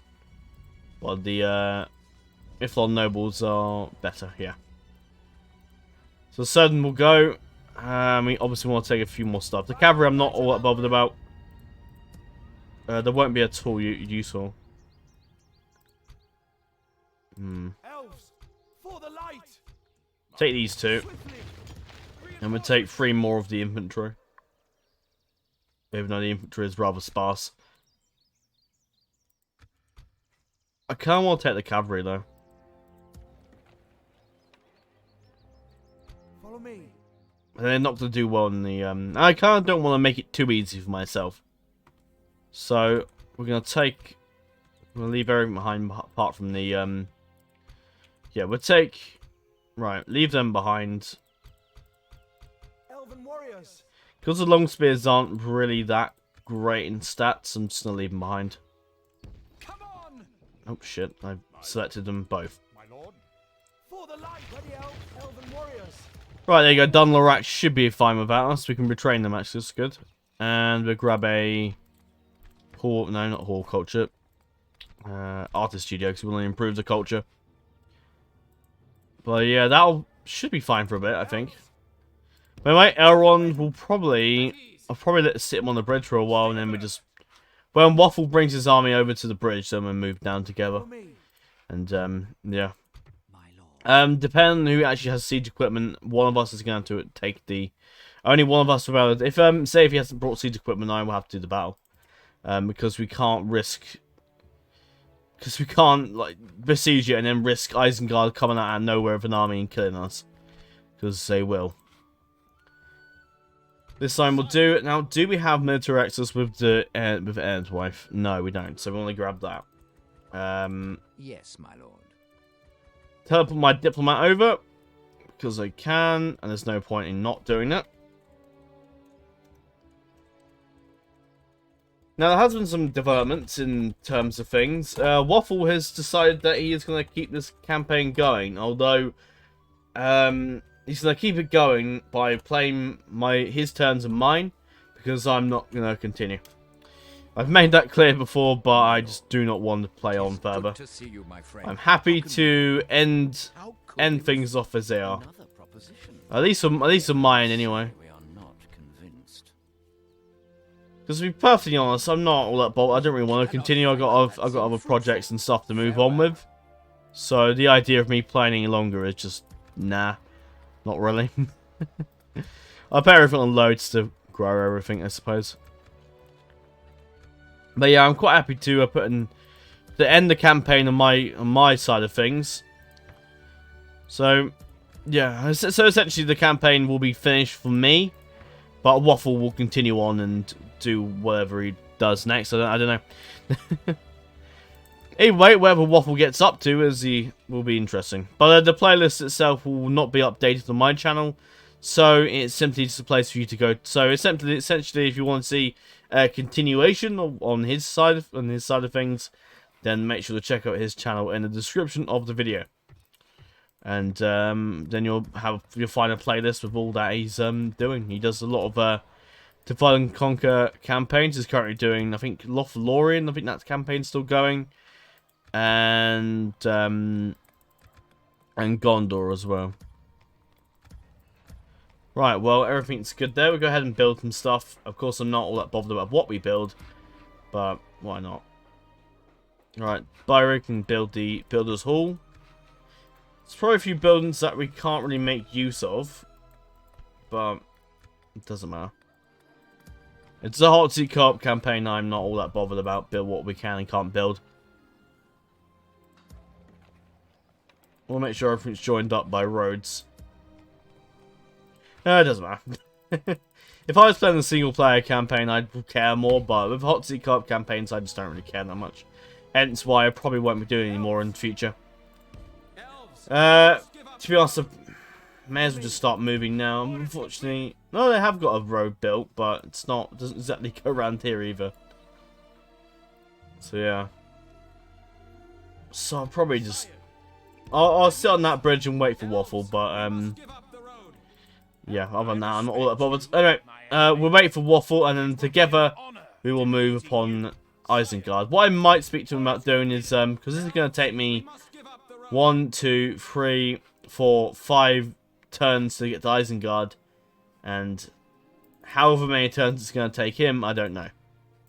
But so I'm just going to say maybe we should just not record the turns for like till we get to Isengard, because it's just going to be me. It's going to be so pointless. So I'm going to speak to him about that, and yeah. But alright, let's move on to the next turn, and hopefully the next turn might be close to the attack of Isengard if I can get him to skip ahead a few turns.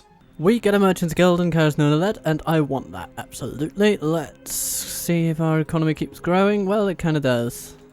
But of course, we took a hit due to our purchase of Carsnona, but hey, we are still doing well regardless. We have good culture here, and we also need some land clearance. We need to grow the settlement a lot more. So I'm also going to reduce taxes.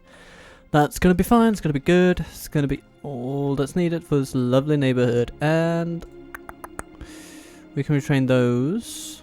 But we do have limited funds today.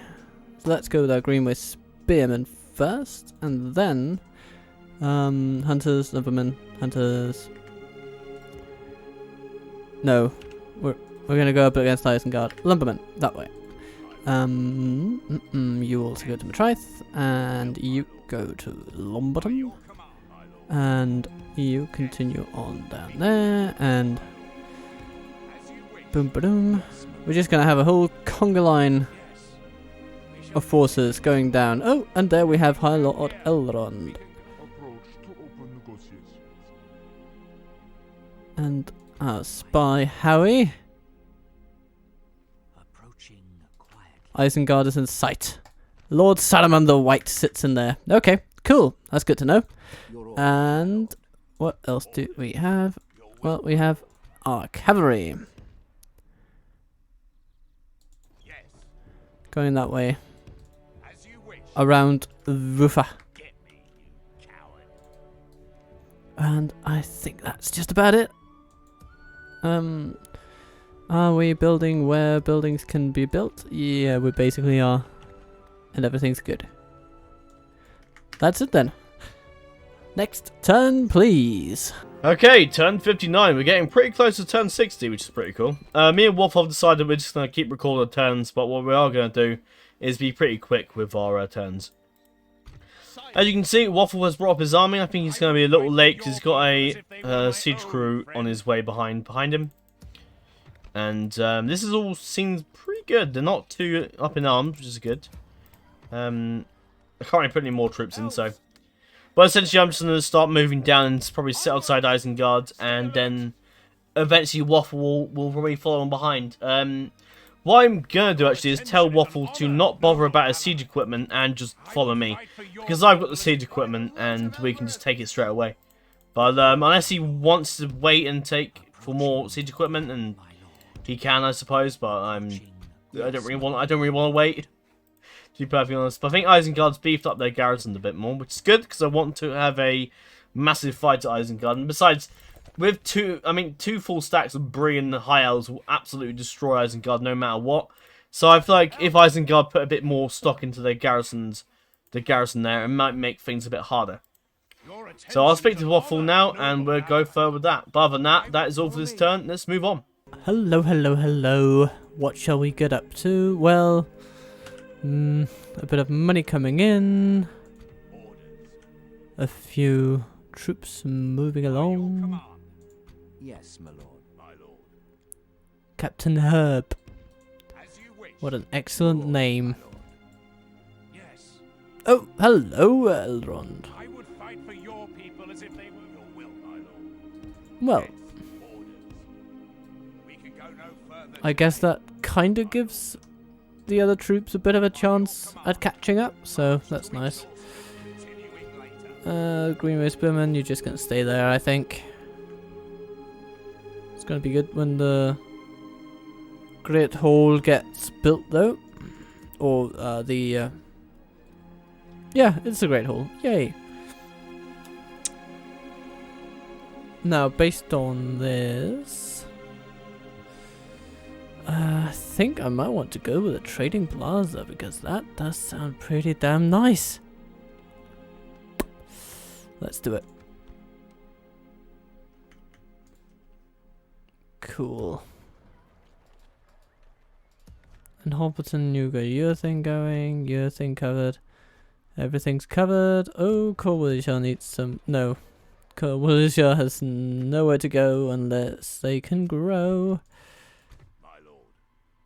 This captain goes there. Yes, my And lord. Toby, I think you need to go down here too. We need you with Bile.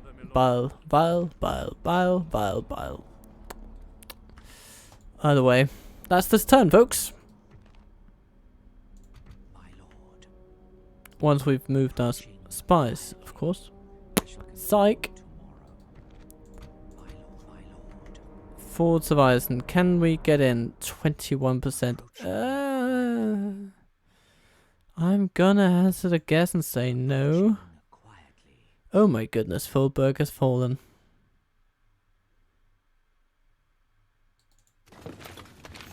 Watching from the shadows. Let's see if we can level up our spies, if nothing else. Which we do have a couple of them. Approaching. So, that's the way we go. My lord. And that's it then. Hey guys, friends, Stack here, and welcome to turn 60. So we are moving up a lot in the turns, and I don't think we get to turn 70 in this campaign, at least my side of things. Waffle was next to me, and don't know if he's bringing any artillery. I think he is. Nope, that's a Durandome Warden. No idea what this is. But I said to him I'm going to move on Isengard. Not Imladris. Isengard is where so essentially what's going to happen is that if Waffle does the Battle of Isengard, then I'm going to teleport my armies over to Helm's Deep and end of the campaign with an epic battle at Helm's Deep. And but we'll see what happens. We must move our troops south and keep moving down, and soon he will arrive. My lord. You have something in Waffle Yes, my should lord. be behind me. I don't know what this other unit was here. Oh, say, you know, Cav. He doesn't have any artillery, so I think I watched some of his turn earlier this morning. I can't quite remember all of it, but I think artillery is like miles away behind us. Wait, I'll check. Set up an ambush. Right. We'll Aha. rule these trees no longer. Onward. I am. Yep, he is bringing artillery. Okay. Well, I'll get to oh, why is this now up in arms? Ugh. Public order. I can't really send anything over to calm Dunland, so that's just have to be. Your orders. Just gonna have to do its thing, I'm afraid. Without By the way, I'll move down. Either I'll take Isengard immediately or just wait for Waffle, but I'm probably just to go for it. I have no real reason to wait, yes, my personally. lord. Yes, without question, my lord. I'm putting my spies all about. Approaching. Obviously, I could do a camp at the end of the battle, end of the campaign with Edoras, Approaching. but I don't know if I really want to fight Edoras. I fight Helm's Deep might be harder because we have defenders to fight. But in all honesty, I'll probably just go for him. I keep calling him Imladris. I don't know. Approaching. Quite the army is around here. Eisenrun. But Waffle can deal with them. No, yeah, I'll probably go straight for Isengard. I might get to like probably the blue bit, and then I'll say to Waffle, "Okay, do you want me to wait for you, or shall we just go straight for Isengard?" Your orders. Because I'm very hasty to take the place and just go for it. My lord. Because I am very, very ready for this campaign to be over. Because I've got other projects to work on, and this campaign's sort of draining my time, really, to be perfectly honest. Has been fun, but like all things in life, they must come to an end. So, and such is his turn, so let's move on. Let's carry on our merry little journey. Because Toby is going down to Thoroughbad, I tell you. And Vile, actually, that's probably, yeah, that's where it was going, yeah. And our ballista is coming along as well. And of course, our spies are going to Isengard. Oh my goodness, there is High Lord Elrond the Conqueror. Boom, which means that we're going over there. Cavalry catching up. Dunedain trekking through the land. And King's most noble ally, my lord. well, let's send you around Dunland then. I shall continue. This Edwise town has a massive military. Interesting. And now let's begin to do some things here. Traveler's Rest in Val is going to be very important, I'm going to say. Or maybe not very important. Maybe actually not very important at all, because I'm looking at this number and I'm thinking that we'll rather need a grade exchange, and that's going to be good.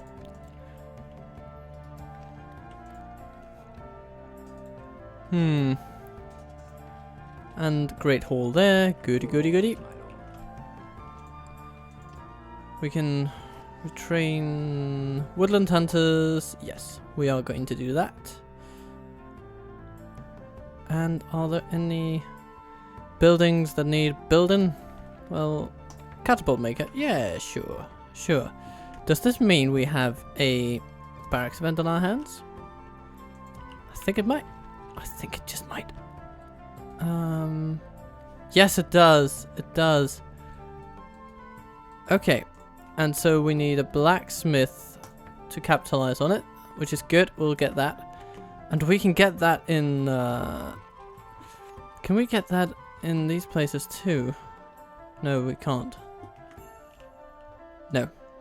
Yes. But we might be able to soon. Anyhow, that's kind of how everything stands at the moment. We do have a spy here, though. And we are going to use him to spy on our enemies. Oh, that didn't go well. Well, okay. Be that as it may, let's send the turn on to the Elves. Hey guys, Brendan Stag here, and welcome to turn 61. Okay, Aradan, no, I don't really want this option. Anyway, just same as before, moving our army down, and we've been greeted by Bree. I believe that's no, the siege equipment's over here. But continuing on. Is it just me or my movement point got a bit closer than it, faster than it did last time? No, I think it's just... Was it just the way I went? Okay, I don't know. Well, Isengard is our next goal, and in 2 turns we will either take it or Waffle will take it. But I'm pretty sure I'll get there before him. Oh no, maybe not. I might get to where this bit is here.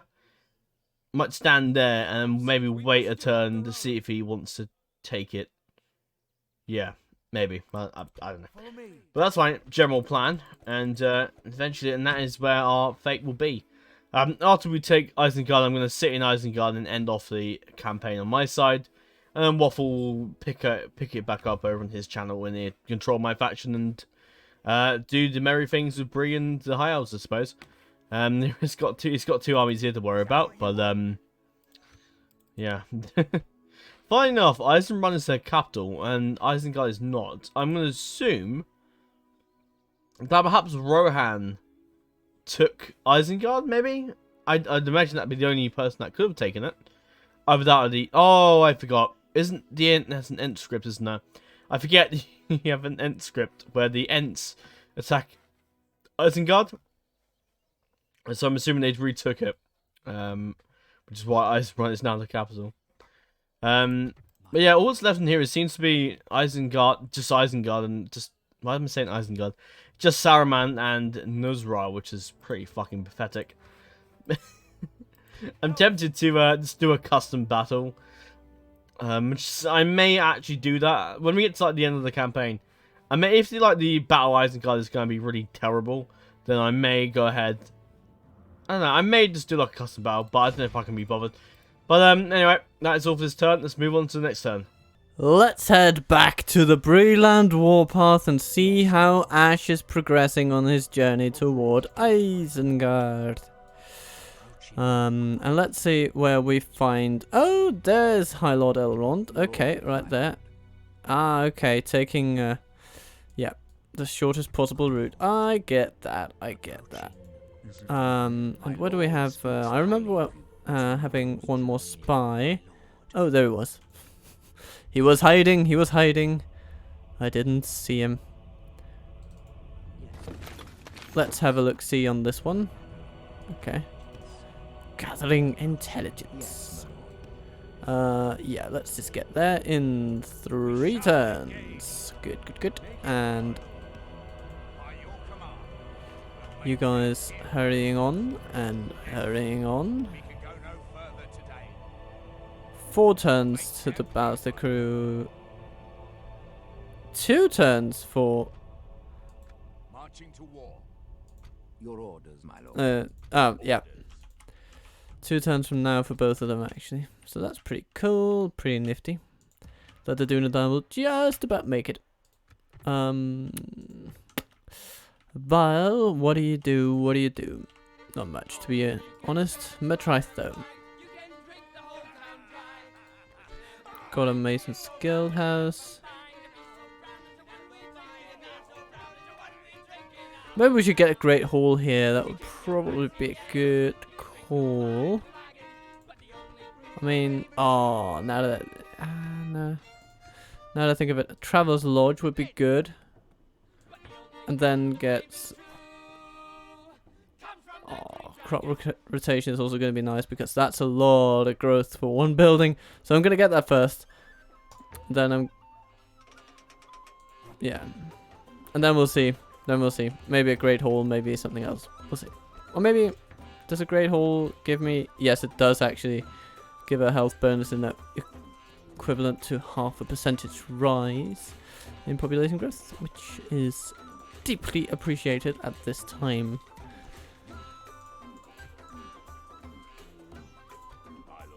Hello, Wes. I have nothing to say to you, scum. Well, alright then.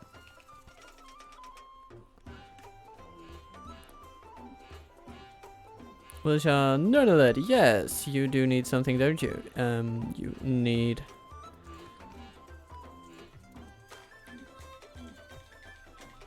Well, what do you need? You need growth, to be honest, so let's go for some... Whatever gives a neat bonus in this area. Herbalist might actually be the cheapest option here, so that's what we're going to go with. And I am going to send Wes down to do some management. Where was he? Mengelin, wasn't it? Yeah. Orders. Yes, my lord. My lord. Well, you know what? We can send him to Matrith. And we can send Charlie with his chops, such as they are, to go down there. Can build a tower on the way. This tower will keep vigil over the lands.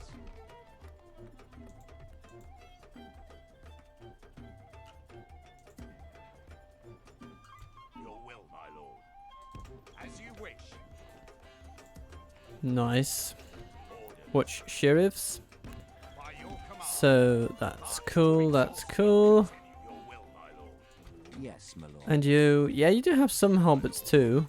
Yeah. So we are in fact taking the hobbits to Isengard, everyone. That's what we're doing. That's what we're doing. And do we have any stunning recruitment potential here? Well, not really. No, no, no. Not at all. But hey, it's gonna get better. It's gonna get better.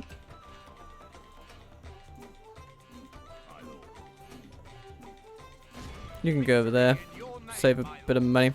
We have conquered. You can go over there. Save a bit of money. Your orders, my lord. Pinching pennies. With honor. Since my lord. always. Your orders, my lord. Yes, my lord. And, Your orders. Fosco, why don't you go over to Bale? That's gonna be good. Very nice, very nice. So everything is coming together well. So I'm just gonna give it on. Yes, my Really? You're standing over there in Saduri. And the hobbits have finished their song. Okay, guys, turn 62. So, let's see what awaits us. Now what I know is that Waffle's army is next to me, yep. So we're gonna go continue onwards. Scout the area. I did think about... I probably should have grabbed that fort, really, but doesn't matter. Next turn, we will be taking Isengard. And, yeah. Currently we've got the two generals we saw last turn. They got some Orcmen, Spearguard, Baneguard, Marauders. Not that really the best of troops, apart from maybe the bodyguards here and etc. Obviously, we are going to be facing defenders, so I'm pretty sure we will be. Oh, they've got an advanced one-hand plate, so they might be. So they're going to be pretty strong. That's good. I want this to be a really difficult battle. I don't want to like just walk into take Isengard easily, because I'm going to be taking Isengard next turn. I will tell Waffle that in case he decides he wants to take Isengard, but he may as well let me because I'm about to. So yeah, it's up to him though. If he wants to take Isengard and I'll do something, I'll probably teleport my armies over to the Hornburg. But I think we'll likely be taking Isengard. Now to also end off the episode, or end off the Yes, my part of the campaign, without question. I will be Stop doing here. a custom battle at the Pelennor Fields, probably next turn. I will say next turn, or the later part of the video. We're doing the great big battle at the Pelennor Fields. I've set up the armies and stuff, so we have like 4. So myself and 3 allies, and then 4 enemies. So that's how that's gonna work, and it's gonna be pretty fun. It's gonna be a fun little battle. I won't make the troops. I'll make my army overpowered with the, well, not too overpowered, but essentially I'll give myself some of the high-tiered troops that we would have eventually recruited in the campaign, but we never really got around to it. Obviously, I do plan to play the High Elves again, potentially for version 5, and because obviously with the hot seat we didn't have any access to any of the events, so well, I can't build anything here, so I just go ahead and build the. It might, yeah, I'm pretty sure Waffle's gonna have. No, I'll tell you what, I'll do the mines. That gives us some more income later on. But with the hot seat mode, obviously we couldn't have access to any of the events. So, yeah, that's the thing with hot seats. The events don't really work. I mean, some do, but it doesn't really. It's not really. Yeah, it's not really. Doesn't really work very well. Barry's not doing too great. So what I will do is shove in the culture bonus. We'll continue on with the armory. And it's probably a good idea for me to do the... Can build the city if you want, but I'll go ahead and do the culture stuff first. Unless that's been done. Nope. Get that built in there. I am setting most of my stuff up for when Waffle has need of them. When he starts his part of the recording. You may have noticed the dwarfs of Khazad-dûm attacked me. I did manage to bribe them over with some money to don't attack me, so now they can't attack me. So I got an alliance, so that's good. I don't really know why I'm going to try and do math formation because, yeah. So we got an alliance with Khazad-dûm. So that's good. I sort of cheated to give myself some money, but it's either that or we'd have to delay the campaign for me to then fight Khazad-dûm. I don't think that would have been particularly fun. I build the roads there, why not?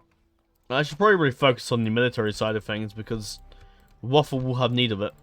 I don't think I can build any military stuff here. Oh no, I can build the Teleri barracks. We'll do that. But yeah, the Battle of the Pelennor Fields is going to be fun. We're going to get some armies spawned in. And it should be pretty enjoyable. I'll put my stuff on high tax rate. I don't really know why I lowered it, to be perfectly honest. I think it was made just because I was saving money or improving the public order. But there's no real point. We're about to win the campaign, so what's the point? So I'll just get my money out and make use of it, I suppose. I imagine Waffle's going to tax everything pretty high, so I probably should as well. I'm going to do the same here. But yeah, it's been a wild ride, this campaign. It's crazy to think that this campaign's been going on for nearly a year now. So it started up back in September. So it's just insane. It's been a lot's happened in the near year of this campaign going.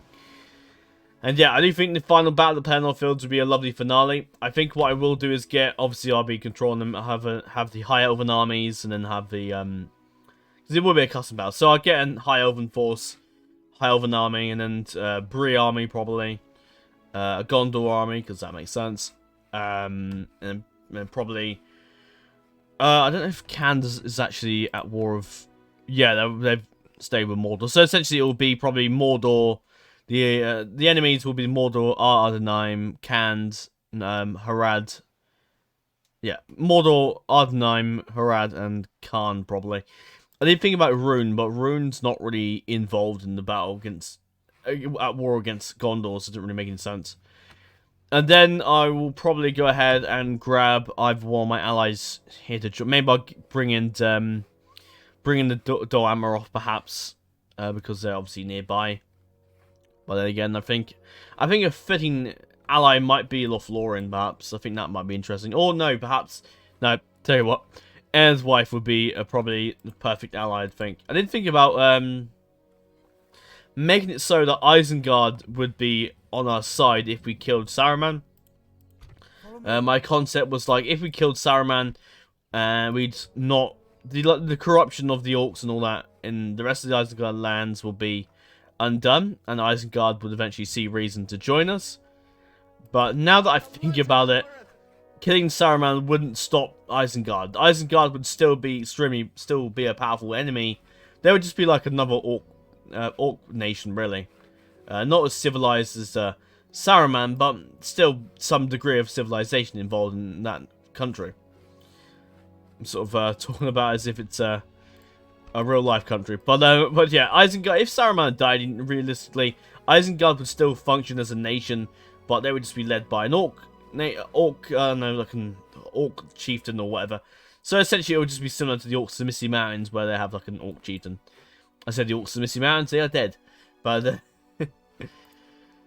yes, next turn will be the Battle of Isengard and the Battle of the Pelennor Fields to end off the campaign. But anyway, till then, see you then. Welcome back to Bree. Have I got something to tell you today?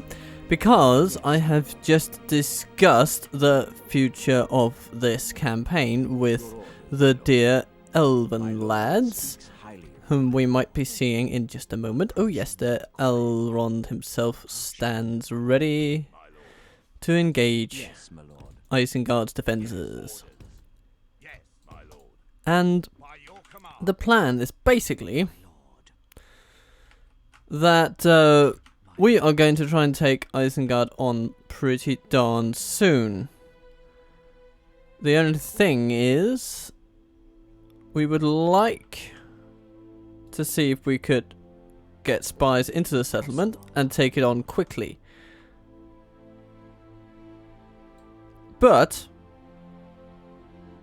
if not, then, you know, we're just going to move in siege and do a thing. Oh dear. I thought that would be an easy way to gain perhaps a little bit of experience ahead of this. Okay, well.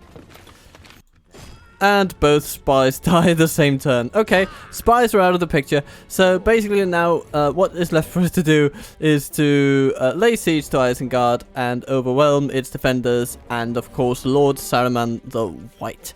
So that's basically the exciting, well, kinda conclusion, maybe thingy kinda thing that this campaign is going to have. And from then on, well, who even knows what's gonna happen. I sure am going to get some upgrades here, but I'm not yet quite sure as to what would be best. I think growth would be good, and a trading post gives both economic and population growth. So that's what I'm gonna go with. Tharbad, you get not a lot. That's okay. That's okay. We'll make do. We'll make do. Hobbits, move on. Because I have the feeling you will be needed at some point down south. We have some money to throw around, but Mengelin is going to be a village for quite some time. Oh, what a lovely little melody catching my ear. Greenway Spearman. Ah, Holbitbla.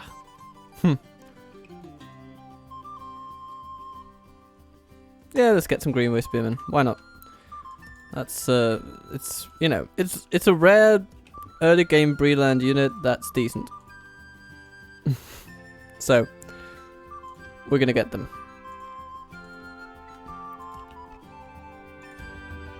And that is about it then. I kind of want to get myself another spy now, so I'm gonna do that, but oh goodness. Yeah, that didn't go too well.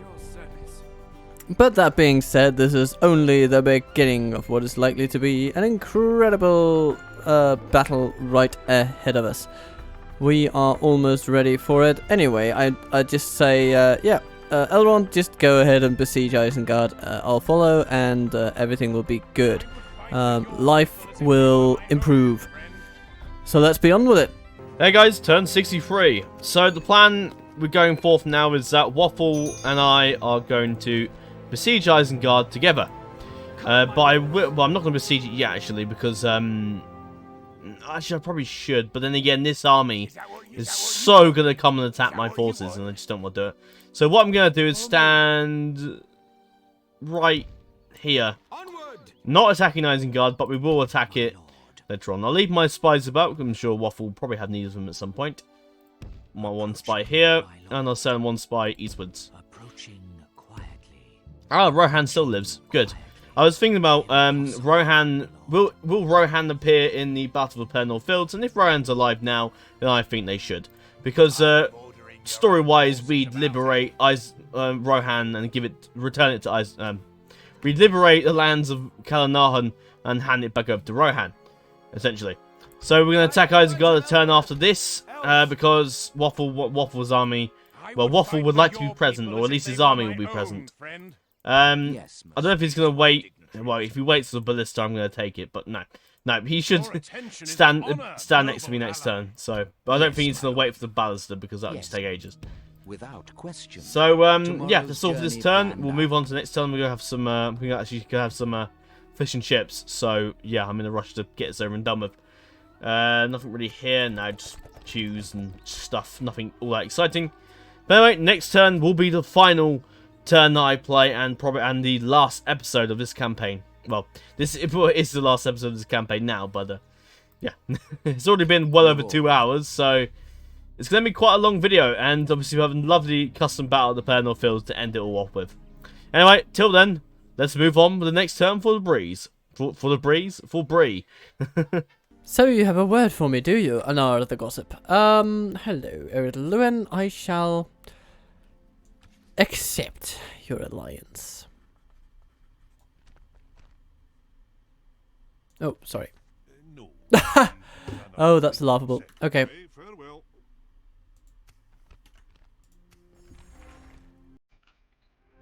Okay, I hope they'll offer it again, I guess.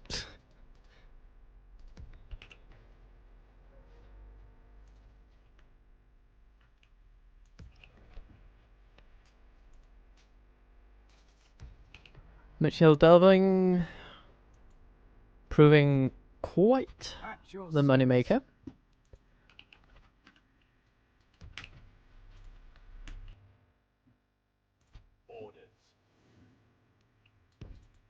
These guys go to Tharbad. And let's just briefly have a look around our kingdom. Or no, Bree isn't the kingdom, is it? No, it's yeah. What is Bree? Is it a confederation of towns? I guess it's a consulate. Yes, my lord. I suppose that's it. Yeah, Charlie, Orders, my lord. Continue toward Yes, Caras Nordeled. this tower will keep vigil over the lands. We can go no further, my lord. I respect you, my enemy. Yes, my lord. Is that what you want? Right. It would seem that Isengard have sealed their fate, allowed us this far. I shall attack this place. Bale. Yes. And I shall build Engage. towers. I guess. Towers and ladders. Yes. That's what we're going to build to scale the walls of Isengard. You know what? Maybe we're going to throw a ram in there. Just one.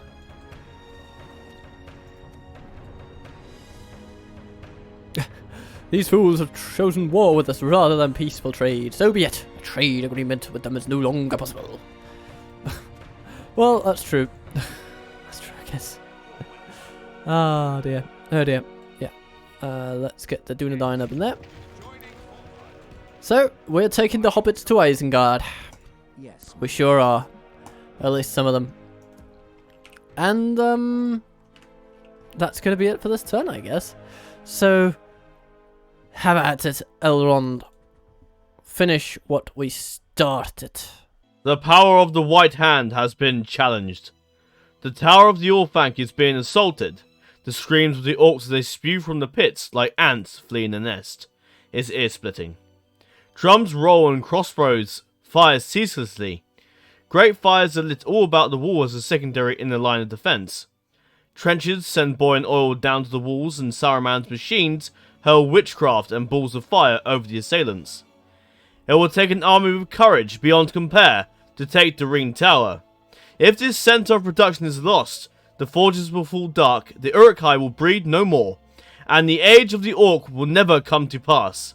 The power of Orthanc must hold if the White Hand is to have victory. Well, you're not going to have victory because you're messing with the divine powers of Bree and the High Elves. Yes, finally, it is the final episode of this campaign. Now, I said it was the final episode because I now know for sure it is going to be the last episode. So, the time has come to fight at Isengard, alongside the forces of Bree. Now, what does Saruman get? He gets 3 units of Orc Defenders. I kind of expect him to get that, so, yeah. This is the Bree army. As you can see, the bodyguards, which I think is both the same. Yeah, brilliant bodyguards.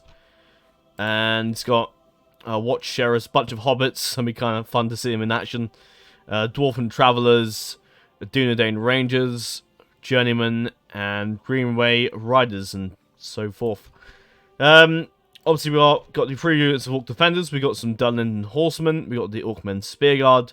Nuzra, who probably comes with the normal Uruk-hai bodyguard. And Saruman, of course, comes with his Guards of the Hand, which look fantastic and will be fun to fight them. And this unit, which is his army, sort of just come outside for some reason, don't really know why, comes with Clan Spearmen from Dunland and Uruk-hai Archers, as well as Uruk Reavers. Yeah, this is going to be probably an pretty easy battle. No, I wouldn't do a night battle. I was going to do a night battle because I thought maybe a night battle would be a bit more thematic than just a normal daytime battle. But that would mean that Bree would not be present, and that other small army would also not be present. And we want this battle to be hard, because this is the penultimate battle before the ending for the big battle at Pelennor Fields. Which, the battle at Pelennor Fields will be set a couple years after we liberate Rohan and kill Isengard. Now, if you are aware, now obviously this video will be up on Saturday, and I'm recording this on Saturday. Well, this is awesome. I have played Isengard recently. If you remember from the first ship campaign that I recently completed not too long ago. We put the baluster right there. And yeah, so I think, yeah, this map is different to the one we had in the Third Age 3.2. Bree comes behind us. Let's actually take a look at the troops. So there's the riders there. And the bodyguards. Yeah, most of the custom generals of Brie are dead, I'm afraid. Well, slain in battle by the Dunlandans. Bree's most hated enemy, I would assume. But yeah, that's most of the Brie army, pretty much. Now we need to prepare our forces. So yes, a lot of stuff's been going on in the background on my channel. A hell of a lot of changes has been going on. I'm not too bothered about how many troops we lose in this battle, because this is just not going to be using this army again. The Battle of the Pelennor Fields will be a custom battle, so don't worry about that. I did go ahead and, I'm not sure how it's going to sound, but I changed my audio setting to my headset.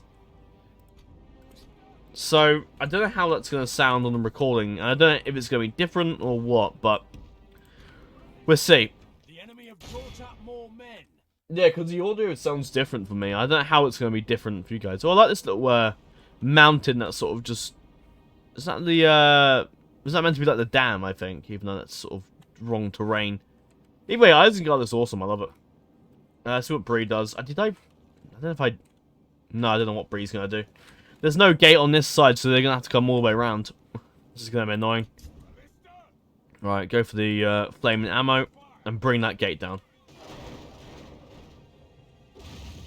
I hope we can bring this down. Yeah, we should be able to bring it down. Let's take a look at our foes. The horsemen there. And the defenders, nothing special. And Saruman, there he is, guards of the hand. And the Bane guards, I think have an armor upgrade. Yeah, they do. And then you got the more defenders. This army over here, I don't really know if they're really going to do that much in this battle. There's only 2 units. Is there meant to be another one? Oh, it might be a unit that's in hiding, perhaps? Oh, no, there is. There's the, what use that? Is that the Reavers, yeah. Right, it should be enough to bring this gate down. So yeah, there's been quite a few changes going on. Especially on the channel. And on the Discord as well. I hope this is enough to bring this down. I'm a bit concerned that it won't. Yeah, okay, it should do it. So yeah, huge changes are going on. There obviously there's a bunch of... Oh, thank God, I did it. Oh, hello. I was not expecting you guys to come here. Well, you, my friends, are going to die. Right, move up. Bring a few guys and come around here. It seems that that unit over here is just going for my Brie men, but yeah, I don't know why they're doing that. Seems folly if you ask me. But anyway, advance, men of the Elves. I don't know what I was going to say there. Who's coming to face us? The Bane Guard is coming out. This unit over here is going to die badly. The Elves will absolutely shred this, especially Gil-galad's company. Will absolutely shred this unit. So yeah, this campaign has been, I've said it before, but it has been a lot of fun. I really enjoy playing this. Again, I don't really know, I don't really think I will do another Hot Seat Co-op series. But if I do, I expect it will be quite different. Excuse me. Right, in you go. Right. Yeah, the Elves are just going to wreck this Uruk Reaver unit. I don't know if they have any armor of the Uruk Reavers. I don't think they do. Oh, no, they do. Of course they do. And it's because they have an armor. No, they don't have an armor upgrade, but they do have armor. Although it's rather light armor, so they're still going to die. Right. In we go. Spear guards can try and hold us in. No, why are you... Why are you guys gone that way? No. If we continue like this, we will smash the enemy. Right, move up. Yeah, the sounds is kind of different for me. It's probably, if you can select that, thank you very whatever. It's down to this change I've done to my audio. Essentially, I made it, I think there was a set, I can't remember the setting was called, but... Right, everybody slog through the gates, please. It's a bit early to that ability, but hey, whatever. Oh, they're already routing. Oh, no. Turn it off. You can stop firing.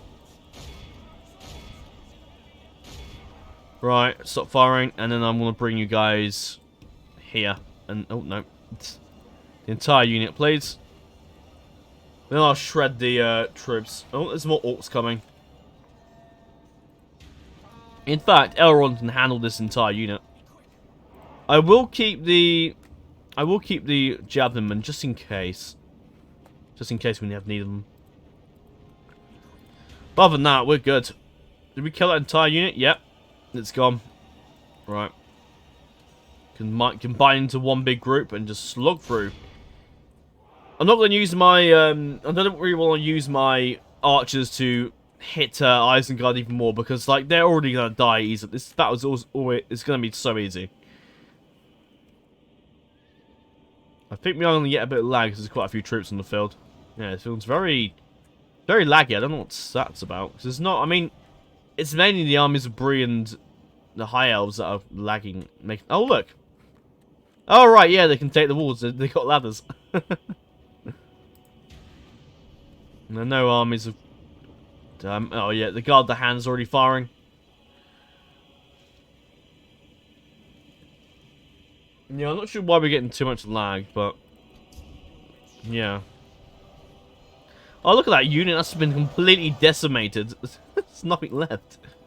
Good God. Right. Is that the, Right, come over here. Right. Come here and try and cut them off. Yeah, maybe this audio setting I've got on has made it lag a bit, perhaps. I don't really know.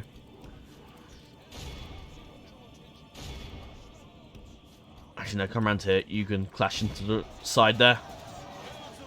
The Mithlond nobles will absolutely wreck the Dunland and funny when I say that word. Dunland.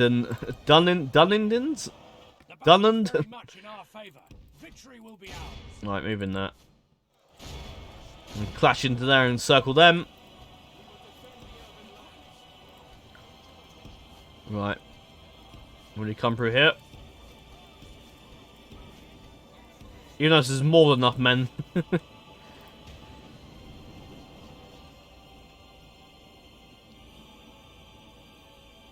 It says they're firing, but they're not actually firing.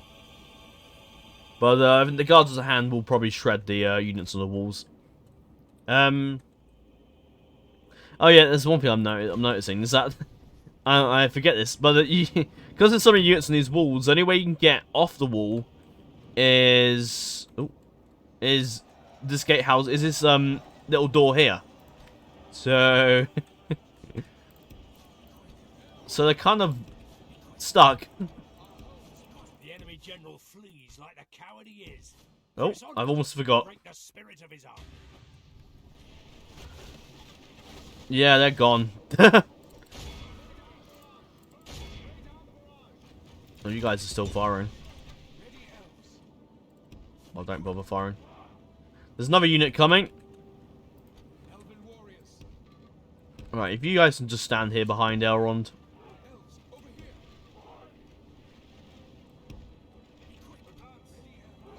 Yeah, they're good. They're not, yeah.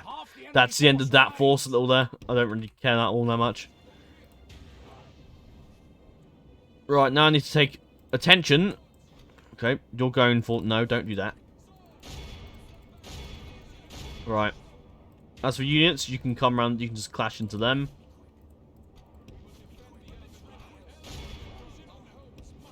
Yeah, I'm pretty sure it's either the sound setting that's made things weird. I don't know.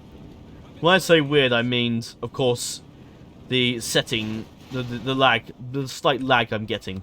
It may just be because Isengard is a pretty pivotal settlement, and yeah, I mean, look at that. Well, I love the shadow of it. It's just, oh, this map is beautiful. It's fantastic. It's just amazing. Obviously, I think it may just mean that the map's a little dodgy. Let's zoom in a bit. Maybe. I'm thinking that's the case. Right. Kidden. You head over there. Poking there. Right. Clash into the back of them. Clan Spearmen. I don't care. Really. But the Clan Spearmen. Yeah, the Bree units probably won't get here much. Oh, what's going on over here?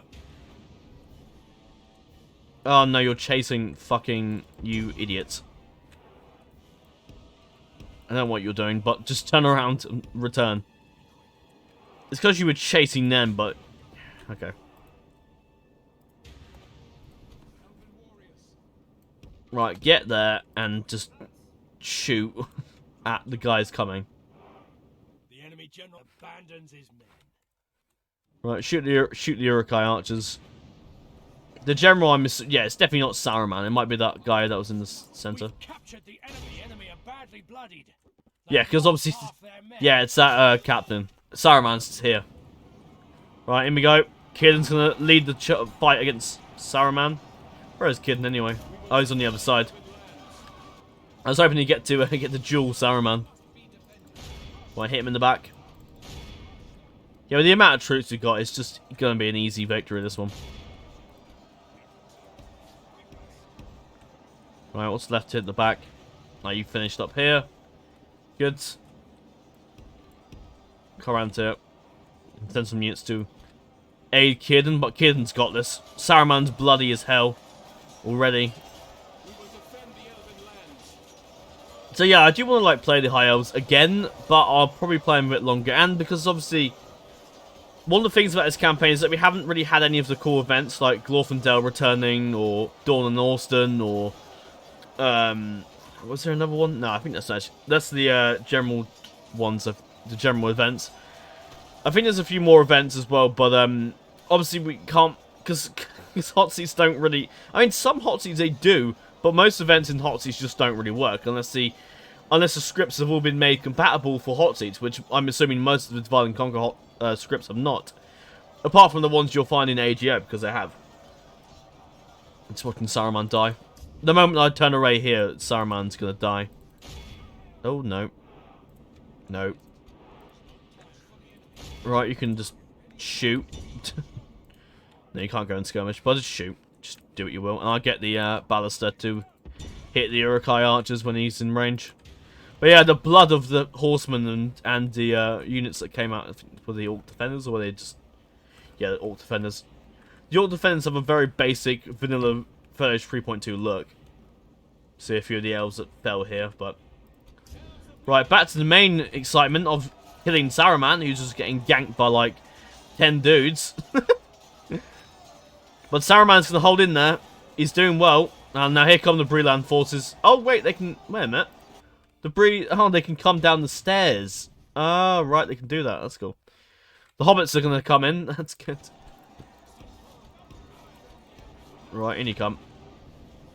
Oh, there's one clan spearman. Right, finish him off because he won't rout. Help out against the bodyguards, but it's victory. And we've taken control of the castle as well. All that's left now is Saruman.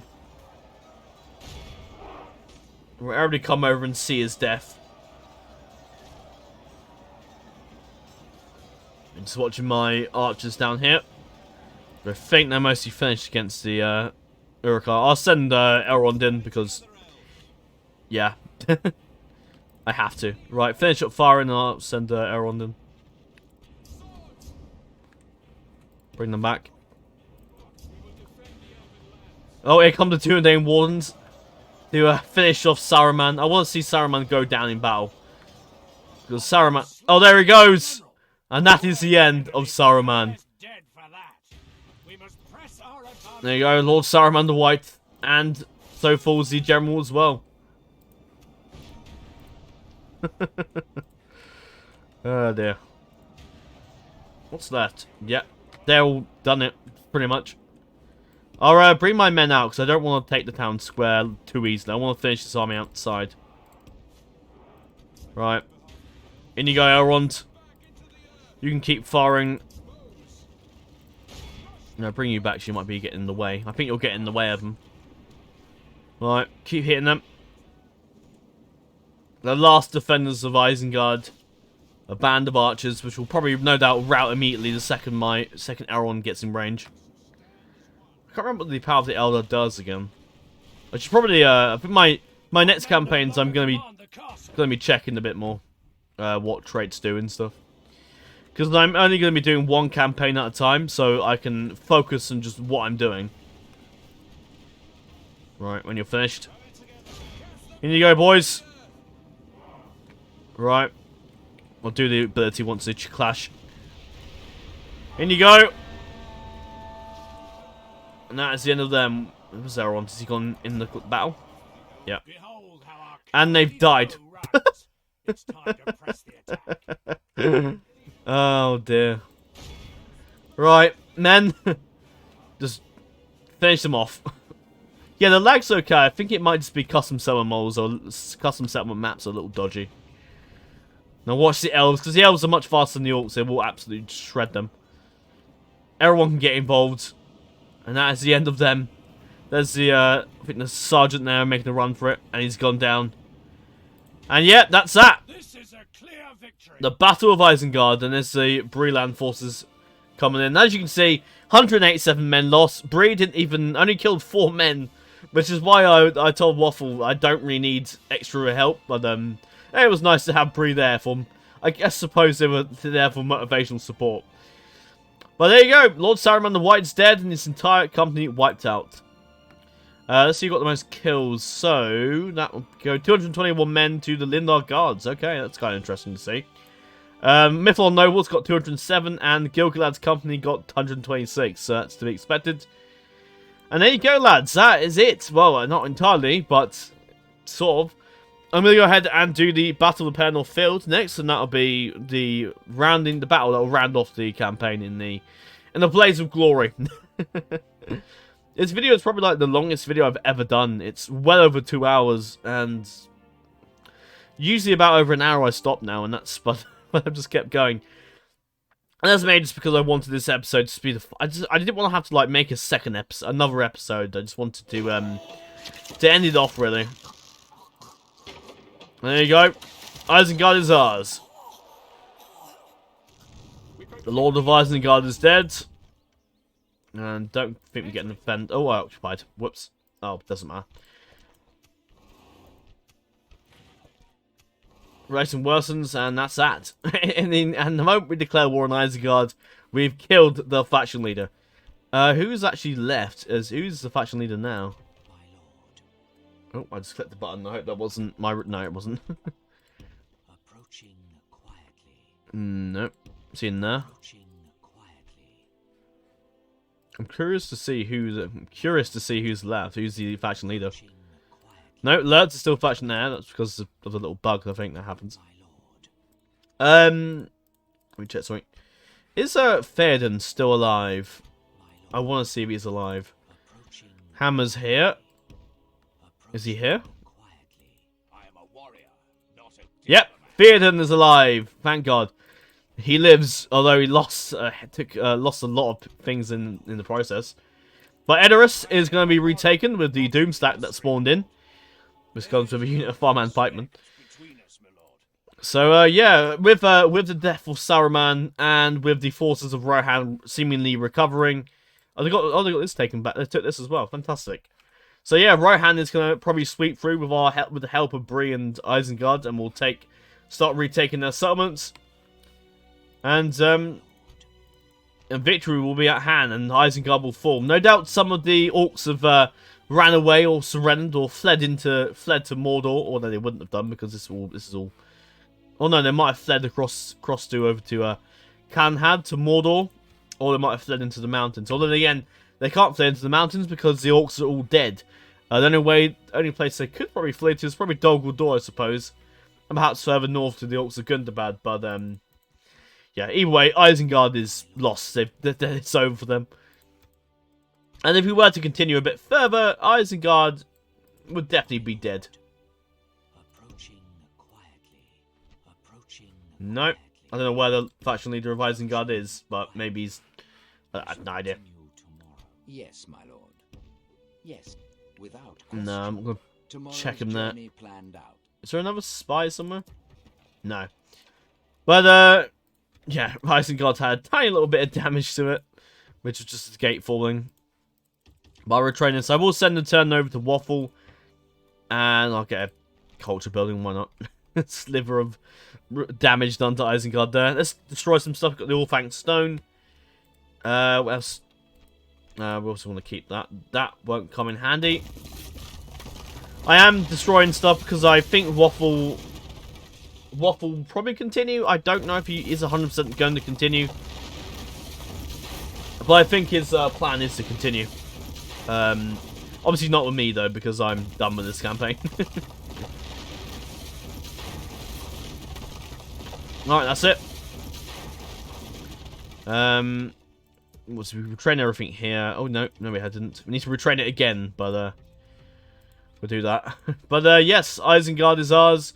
Next for the campaign, if Waffle does choose to continue, he will probably continue fighting Isengard, and perhaps even go against Mordor. Perhaps, I don't know.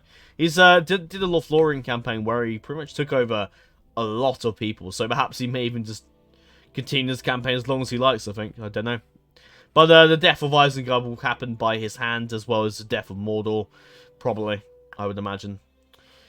But yes, now is the time to load up the custom battle, and I'll go ahead and show you pretty much what's going to happen. The contestants was going to be myself, with an elite high Elven army. Bree will obviously be with us, they have their own army too. Rohan will have their own army, led by Théoden. And Gondor will have their own army as well, as the battle was taking place by the Pelennor Fields. Actually, we'll go ahead and toggle flow. I won't go through and explain and show you all the map just yet. I'll do that once we finish the campaign. Yeah, Gondor is very much still alive, thank God. Gant out in the honours is around here. I'm just going to take a look here. But Dol Amroth is still very much alive. Mordor, yeah, not too much has changed. Khand obviously went evil in this campaign. Saruman. It's Sauron around here somewhere. I want to see if he's here, because I'll put Sauron in the battle. I may just put Sauron in here. Shall I look here? Don't know, maybe. Oh, there's a Dol Guldur family member up here. That's probably to stop Dol Guldur dying, I would assume. Can I see the legend anywhere? Not really. It's a Gondor Doomstack here. I can't see Sauron, so I don't know. Are the legs alive? Yeah. So Gondor will be with us. I could bring in Dol Amroth, Dol Amroth, but I don't really. Whenever I say Dol Amroth, I say Dol Amaroth. It should be Amroth. I don't know why I keep saying it wrong. But yeah, I could bring in Dol Amroth to the battle, but I don't think we need it. We only need 4. So you can only have like I think it's 8 contestants, if I remember correctly. I should know this. But, so yeah, it'd be Gondor, Rohan, myself, and Bree versus Mordor, Khand, because they went evil, and Harad and the Ardenaim. I think the Ardenaim is fitting because the Ardenaim is... Well, then again, the Ardenaim doesn't really border Gondor. No, they do. So they are invading. But then again, what I can see is that the Ardenaim isn't really focusing their attentions upon Gondor really that much. I mean, yeah, they are here, but they're not focusing on this area here. So what I might do is get Khand Mordor. Perhaps I'll bring in Harad, because Harad's you kind of have to. I feel like Harad realistically is sending troops over to Minas Tirith to support. So our bottle will be Harad, Khand, Mordor, and for the hell of it, I'll bring in Dol Guldur as well, because Dol Guldur sort of border with Mordor and will eventually come into the battle. I think Dol Guldur is doing quite well. They're taking Edric Khan. Yeah, Dol Guldur is doing well, so I think Dol Guldur should join the fight. Of course, then again, Ardenaim is such a cool faction to see, because obviously if you play any version of DAC now, if you go to the AGO submod, you won't see the units that the cool units that Dol Amroth, the Ardnime have. So I'll bring in the Ardnime anyway, because let's be honest, the Dol Guldur is probably busy fighting elsewhere. And so yeah, those 4 contestants in the Pelennor Fields would make perfect sense. Right, okay, so I will see you on the custom battle screen. I will go through and show you off each different army as well. Anyway, till then, I'll see you in a bit. Hello ladies and gentlemen, Thronestack here, and welcome to the custom battle of the Pelennor Fields. Now, this has been about, like 3 weeks since the last time since I recorded the Isengard segment, and essentially that's because a lot of personal stuff happened, such as my cat, who I've had for over 10 years, who passed away. My nan is currently in hospital at the moment. She's not very well, but from what we can see, she's very on and off. She has good and bad days. So, but the recent picture we saw today is that she's actually getting better, which is really good. So that's a bit of weight off me, really. Also, my nephew was born. However, he was born 10 weeks early, so it wasn't great that he was born 10 weeks early, as I'm sure some people who have children and relatives a bit longer than I have will know. But he's all good now, so things have gotten better since then. 10 weeks was like, well, he was born what, 2 weeks ago now, yeah, roughly. So it's 8 weeks early, I suppose now. But and there has been a lot of background changes going on with the Discord and YouTube channel, such as a new profile picture, a new channel banner, a new name for the Discord, and new Discord profile picture, and so on, and loads of role changes, etc., and all that. And obviously, I've been working. It's been taking a lot of my time as well, so I've been very busy with that. But now when this video goes up, I'm not really sure when it will go up, but when it does, maybe Friday perhaps, I don't know, or perhaps today, I don't know. But whenever this video goes up, it will not signal that I will return to YouTube. The only reason I can upload this video now is simply just because that we have pretty much all the recording files done. I obviously record all the turns when I got the turn, obviously, and put them into the video. So I have most of the stuff done for this already, so that's probably why this video will go up sooner than others. But when my update video comes out, which again I've no idea when, but when the update video comes out, it will signal the return of my channel completely. It will return to my videos completely anyway. But anyway, let's go on with this custom battle. And yeah, I've been saying recently it's been the return. The 5th day is when I return to YouTube, but this will not be the 5th day, I'm afraid. We're close to the 5th day, I know that, but we're not quite close. But I do want to get this series finished up, and then we can sort of proceed onwards. Now, obviously, in regards to because obviously I've just done this, where I've got the battle saved on here, so I can like reload the battle whenever I want. And obviously, I will make a battle replay save. However, I don't really want to. I will obviously allow people to install it, but the problem is I'm going to be updating version 4.5 straight to version 4.6, and probably straight on after to the AI gameplay overhaul. So there's a good chance I won't have these files, and I won't be able to send over the battle replay, I'm afraid. So you just have to experience this battle noise epicness. Now I have gone ahead and made a few cutbacks to the battle in terms of how many troops and units will be on the battlefield. Originally, I planned to have 8 factions on the battlefield, so like a 4v4. That will still be the case, by the way. But I won't be having tons of units in all those armies. Now, originally, had I decided to have all those, the full roster of all those units in one big armies and loads of armies, there would have been about 10,000 men on the battlefield, as well as 160 units, I think, in total.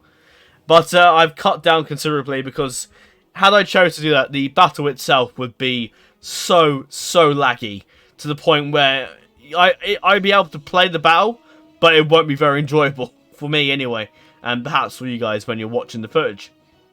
So onto the battle map itself. We are doing this on the Pelennor Fields map, of course, not the actual Minas Tirith battle map, because I don't really want to do a siege. I don't, because there's going to be a few units on there that won't really work for a siege.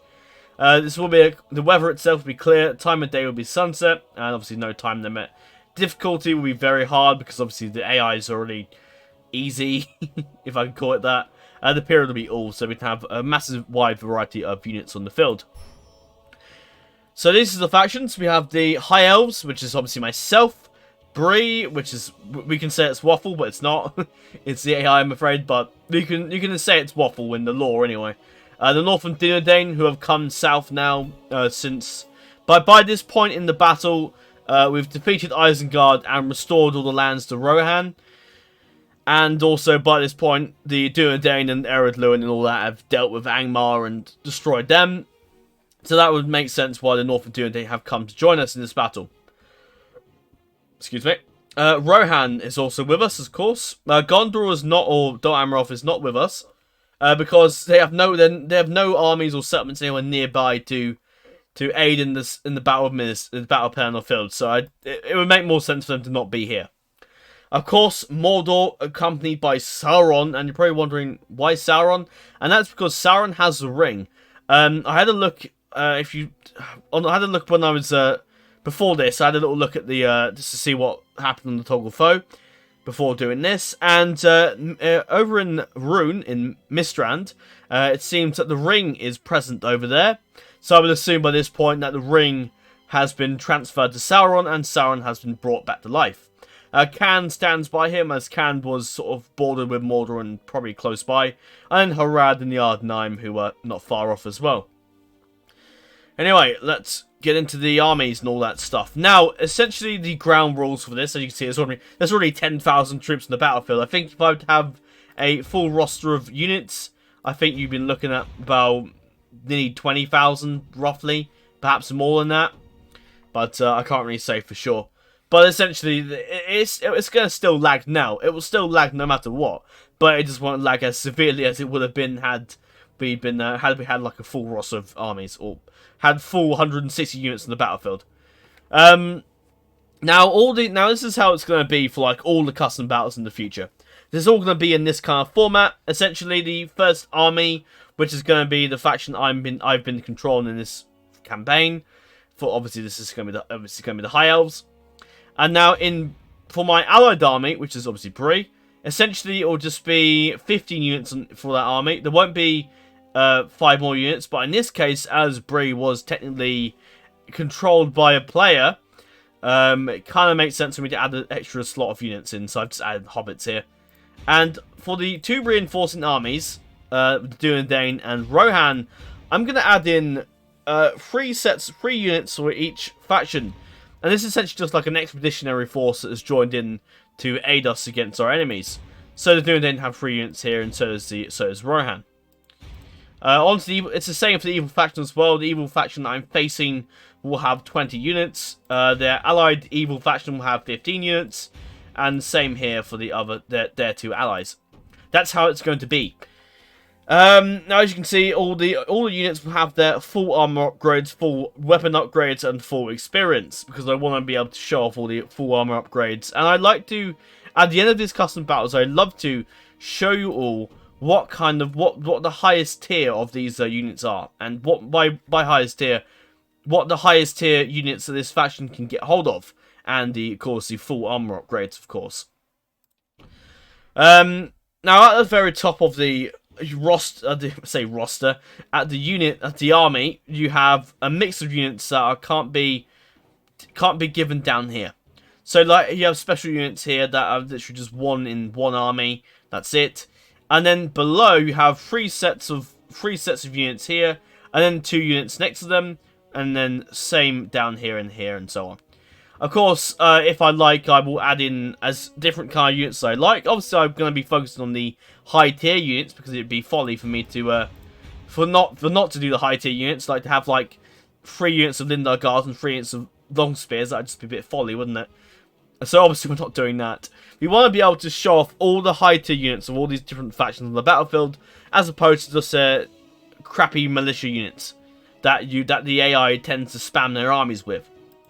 And I think this is nice. It's a nice way to end off a campaign with a beautiful show of all the cool little units for each faction. So, yeah, that's how it's going to be for future custom battles, and I hope you guys love that, because I certainly am looking forward to doing it more for other campaigns as well. Obviously, there are going to be 2 custom battles coming up soon for the final episode of the Brazilian Empire and the final few episodes of the Man of the Mountains campaign, which is going to be very enjoyable. Now, this is going to be the Battle of the Pelennor Fields, because we never really got close towards what I would call the ending of the campaign. I sort of stopped this campaign because I was sort of bored of it, and I think the same was to be said for Waffle. Although Waffle may perhaps go on and perhaps continue the campaign in his own time, perhaps. But anyway, let's get on with the roster. I won't talk any longer. It's time to get on with the battle and go through what units we'll be facing on the battlefield and what units our allies will be joining us with. And of course myself. Obviously, starting off we have the Gil-galad's company, which is Elrond's bodyguard. And it's fitting that this is the general's unit.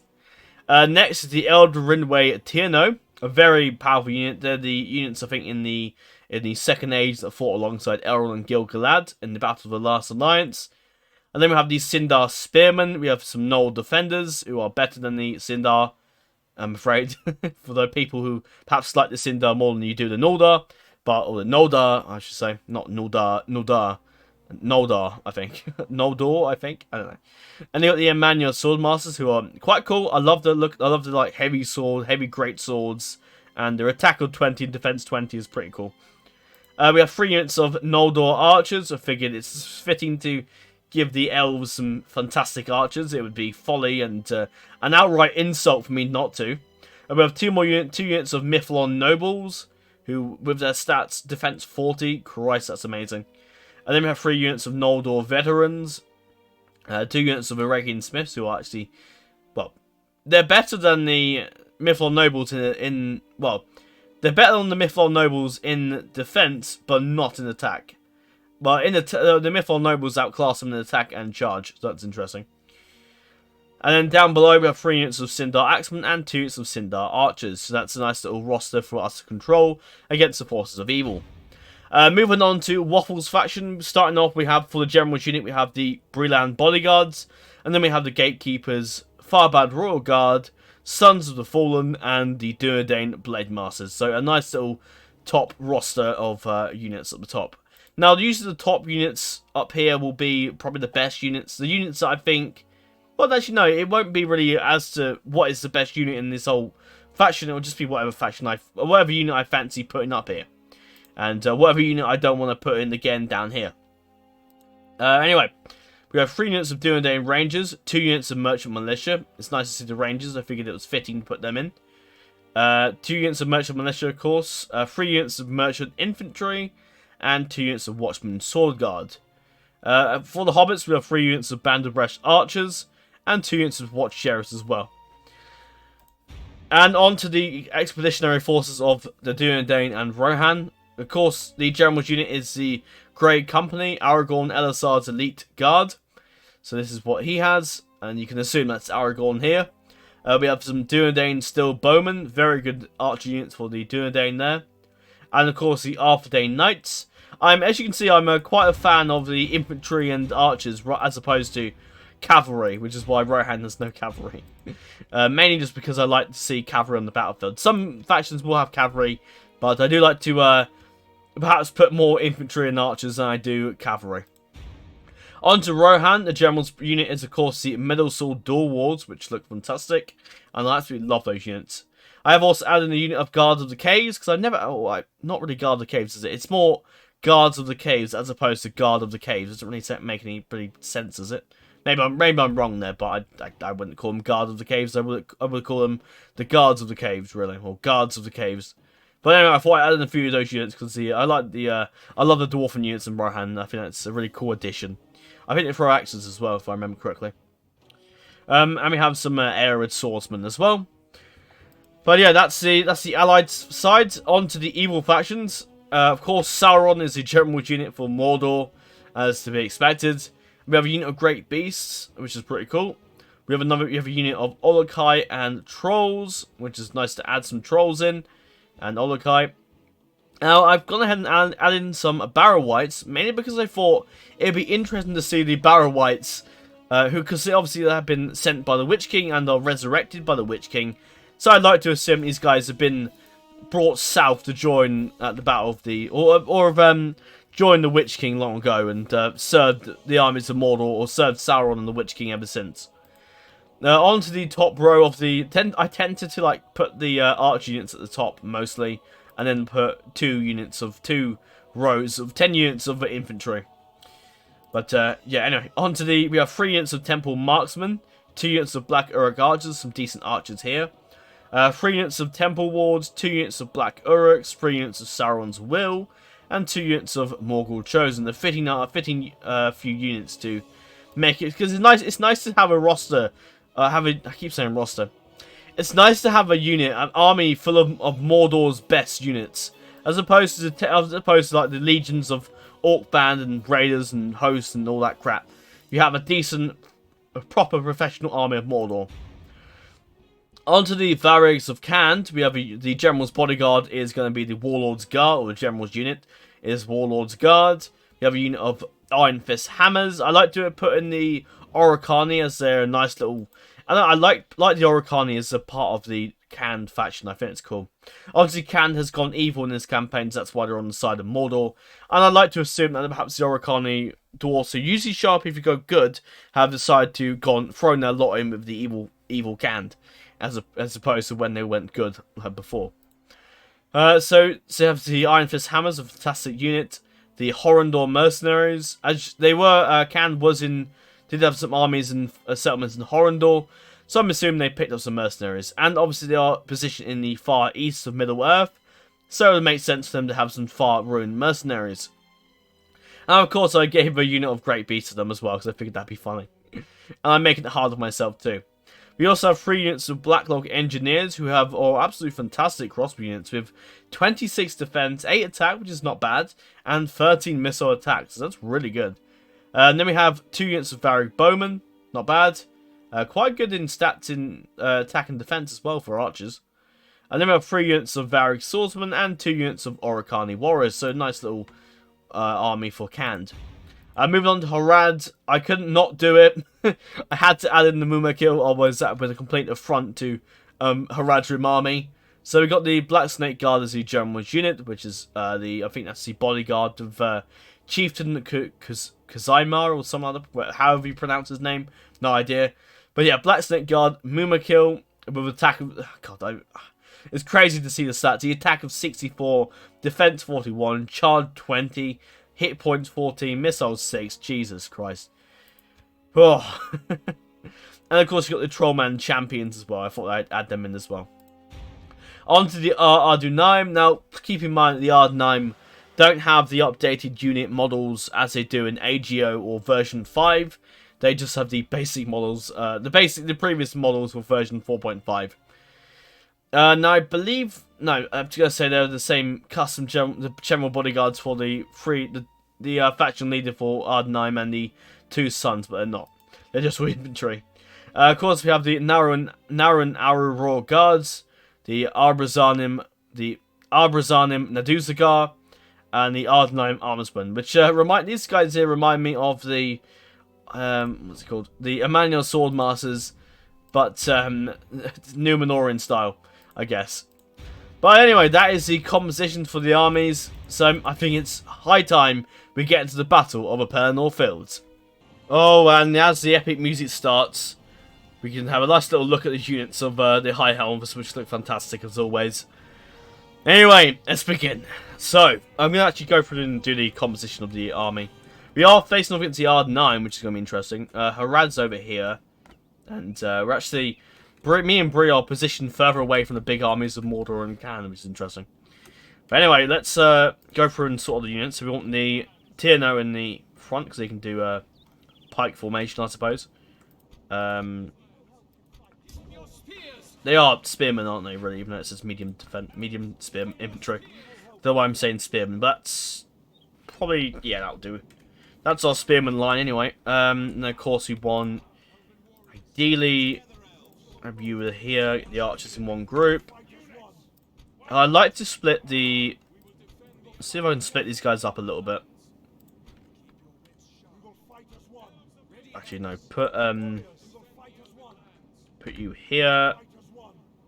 In fact, actually, take them out a minute and put the another unit of Irregular Smiths in that little group. Oh, let me actually select the thing first. Oh no, I'm putting in the wrong bloody thing. No, that's the group I want. There you go. Right, now let's have a little look at units. I'm just going to position them up into a nice little... I imagine in my experience, the AI, the reinforcement AI tends to go towards the main army. So, I think that's what they might do. I don't really know that.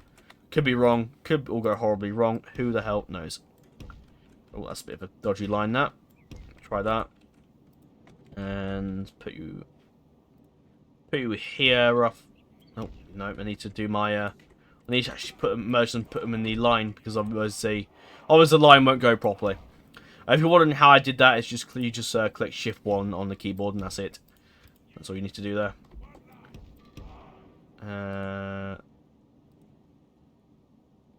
Go here. There you go. Right, so have a look at them all. So we have the Elder Rinray Tierno at the front. I know I went through and discussed all the units, but I'm gonna go. I think it's different. I think it's fair for me to go through and show off all the units because that's that's fair. Actually, in fact, put you in a shield wall, and then I'll do a Shift 1 and just do that. There you go. So the Elder Rinray Tierno, which look just out of the Lord of the Rings, the Fellowship of the Ring bit at the beginning with the Battle at Mordor against Sauron, the Battle of the Last Alliance. As you can see, you have the Sindar Spim, which look fantastic. I like the look of their shields as well, they look brilliant. It's hard to go through Divide and Conquer and not say that all these units look fantastic, because let's be honest, they all look brilliant. And Noldor Defenders at the front here looking fantastic. Which look very much similar to how they do in the, I would say, the Second Age battle against Sauron, but obviously in their silver plate. Oh, was it Celebrimborian plate, I think? Or is it different? I don't know. I'm not sure. But they have a bonus against Oliphants, which might come in handy. Down here we have the Gil-galad Company, which look fantastic. I'm pretty sure the armor upgrade doesn't change at all, I think. I'm not 100% sure there, but I'm not sure. Interesting. Yeah, interesting. This unit actually, when you click on them, has the Elrond voice line because it's only really meant to be the bodyguard for Elrond. So you have the Noldor archers, but it's interesting. That's how they've done the Gil-galad. So they've done the voice generals and stuff for units because otherwise it won't work. In the battlefield mostly. I think the campaign is different. Noldor archers here looking fantastic. They are obviously our best archer unit apart from Gil-galad's Company. And then moving up we have the Sindar archers, which is awesome. At the front here we have the Eregian Smiths, which look fantastic. I think they're fully armed with the Celebrimborian plate, if I remember correctly. Then we've got the Noldor veterans, look awesome. Mithlond nobles as well. Some are unhelmeted here actually, but still very awesome unit. The Noldor veterans, we just saw them a minute ago. The Emmanuel Swordmasters fully upgraded with their armor upgrades, which look awesome. I love the look of these guys with the full armor. That's awesome. And the Sindar Axemen, which look pretty cool. Their axes. And then I think that's just Eregian Smiths, Noldor veterans, and yeah, we've seen that before. We'll start the battle, and I'll go through and have a look at all the units in front of us. So, let's begin. Now, we are facing against the Ardenheim, so I kind of want to rush them quickly, get them out of the game. So yeah, the Arbazan and Medusagar at the front here, and then moving over to the Armsmen, which all look fantastic. I'm getting a lot of Roman vibes. I can't remember how they... I should remember this because I've been watching Gallo's Ardenheim campaign, and I know the models look different, but at the moment, these guys in this 4.5 version, they look very, very well. I say 4.6 as well because they haven't really, they haven't changed the models till version 5, and in AGO they've already done it. But they look very Roman-esque, which I kind of like. And at the back here, they look very different. They look very Numenoran. The Naryn Arrow Guard looking fantastic. Moving over here to Harad, of course, the Mumakil, which look fucking scary as shit. And we're going to try and avoid them. We've got the Black Snake Guard here, which look fantastic. I like the little face shields they've got. Very COVID compliant. And then we got the Trollman Champions, which look brilliant. I think Bree could probably handle these guys, I think. I love their swords. Look at that swords. And look, it reminds me almost like Far Cry Primal. At least maybe this sword here with like the stone sort of sword. I think is that stone? I think it's stone. Or it might be just chiseled steel, perhaps, or chiseled iron. I don't really know, but I like it. Reminds me of Far Cry Primal, definitely. And of course, the great beasts over here, which look awesome. I don't know how the armor upgrade changes them much. I don't think it does much, but these are ones for the variants of canned, which we'll get to them in a bit. Anyway, on to Bree. Let's go for it. A bit clustered together. I think that's the AI for you. They just cluster units together now and again, but there you go. Brilliant bodyguards, who look really nice with their Arnor shields. And then we've got the Watch Sheriffs here. A very powerful unit. I don't know if Sauron really picked the best. You know, I think Sauron realistically should have looked at this army of Bree and thought, Hobbits? Yeah, fuck that. What was he? I mean, what's Sauron seriously thinking? You're seriously going to beat the Hobbits? Jesus. Sauron, these Hobbits will fuck Sauron up. So that's why Sauron's chosen to go on the other side, as furthest away as possible to the Hobbits. He cannot get close to them. Otherwise, it's just fucking over for Sauron. It's pretty basically it's pretty much Sauron's kryptonite. Pretty much Hobbits. Anyway, enough memeing. Dunland Rangers, of course, looking lovely with their armor upgrades and just one dude standing up. Very brave. And then we got the gatekeepers over here with their full armor upgrades. So I think that's like halberds at the. I think it's like a big. It's either a warhammer or halberds at the back, and then they got the crossbow. Just very cool unit. Then we got the Dunland Blade Masters, which look fuck me. Look at them. They look fantastic. Merchant Militia, just a load of them. There you go. The Sons of the Fallen at the back here, which look awesome. The Watchman Sword Guard, fully armored, which look amazing. Farbad Royal Guard, amazing unit. The Merchant Infantry over here with, what's that? Warhammers, I think? Yeah, Warhammers. Reminds me of the Venetian, was it Venetian Infantry or whatever they're. The ones that have like big halberds or something, I think. I can't quite remember what they are. But, yeah. But that's the Bree army, pretty much. Unless I'm missing anything, but I don't think so. Moving over to Rohan. Is that Rohan? No, the Northern Dunland, sorry. They have the Grey Company, which look fantastic in their full armor upgrades. Something straight after the Second Age, which looks fantastic.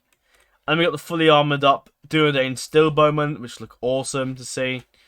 The Arthur Knights as well. Look at them. God. I'm aware this video may perhaps go to about 4 hours in length, and I apologize for that, but it's just how it's going to be.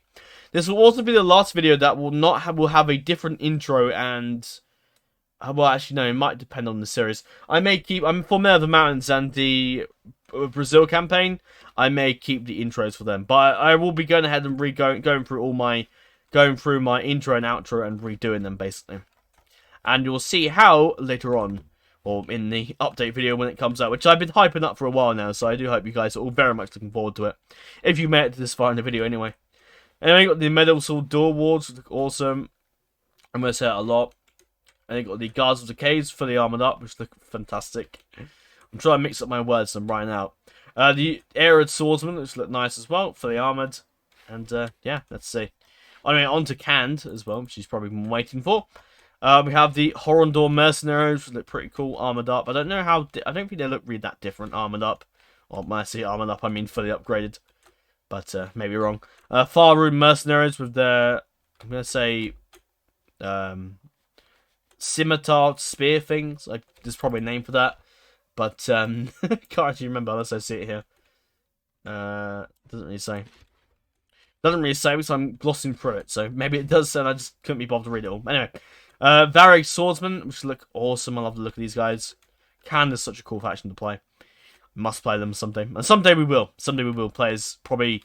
I'd like to ideally play every single faction in this mod, to be honest. But that is probably going to take a long time. And I do hope we get around to doing it. But it just will take a while. So be patient, my friends. The Oricani Warriors with their giant axes. And we've got some more Oricani Warriors here. And some... what's the unit called? The... Oricani Hammers, isn't it? Or Elite something? I can't remember. But anyway, the various of these guys look fantastic. I like the look of them. And you got the Bowman here, the Varric Bowman. So I think they can. So what are they carrying? A sword, I think. Can't actually see. By see, that means I'm not looking hard enough. I think they have small axes, maybe. I could be wrong, I don't know, but I love them. The Black Law Engineers looking fantastic there. And they will rip through the... I'm pretty sure they might give some of the Elven archers a run for their money. At the back here we have the Warlord's Guard, which looks awesome. I'm sure they will really rip through our armies. Of course, it doesn't really matter if we are to lose this battle or win this battle, because this battle it's sort of a fun custom battle. It doesn't really affect the eventual result of the campaign. It's just really for fun. But if we do win, that's fantastic. But if we don't, then so be it. Nice little picture of Minas Tirith there. It's beautiful with the trolls outside. But the main sort of scenario for this battle is a great piece. Is that we have come down with the High Elven armies and Brie armies and Duodane and Rohan forces to kill and to kick out Mordor out of Minas Tirith. So the people who are inside Minas Tirith, who can either be orc or surviving humans or men or whatever, and women, will be looking out throughout the windows and walls and ramparts, looking out to see who is victorious and what is the fate of their city. And the fate of Gondor, really. Anyway, on to Mordor. At the back here, we of course Sauron himself, which I'd like to assume is... one of those guys is Sauron, but I'd like to assume that Sauron's made many projections of himself and essentially made himself more powerful. Kind of. If that makes any kind of sense. But anyway, I'd like to assume that Sauron with many projectile beings. I believe in Divide and Conquer AGO that Sauron is... I think, what is it? He's actually one like person now, I think, which is fantastic, which is cool. I like to see that whenever I get a chance to either play as Mordor or play against Mordor. Anyway, the Morgul chosen here are the ones who are responsible for protecting Minas Morgul Valley. Of course, I like their little shields. It's very different with the skull and the moon next to it, which is kind of interesting. I think that skull represents the skulls of men. I think I could be wrong about that, but I think that's what they represent. Or it might just be a symbol the orcs and Witch King thought, oh, this is cool, I'll put this on here. I'll put this on my shield or something like that. And then the other orcs would follow. But anyway, of course you have Sauron's Will, who I noticed have like the Uruk-hai blade, which is cool, awesome to see. And have the giant maces, which look, oh god. I can only imagine how painful that must be, getting hit in the head with one of those, Jesus. Yeah, Sauron's Will, fantastic unit. And then on to the Black Numenorean warriors. It's not warriors, it's just whatever. I can't click on them. And here we have the Black Uruks here, the swordsmen. I think Black Uruk swords or Black Uruk infantry, and then the Numenorean guys at the back. Over here we have the Cardlan Wraiths. That's not the name of the unit, but it's just I'm not. That's not the name of the unit, but but they are sort of the resurrected race of Cardlan, I suppose. But yeah, anyway, they look cool. With nice little, some of them have crowns, and I think it's a Numenorean crown there, which is pretty cool. Of course, we have the trolls here with some Uruk-hai armor from the White Hand of Saruman on, which is a bit outdated because by this point Saruman's dead. But it's still pretty cool, I suppose.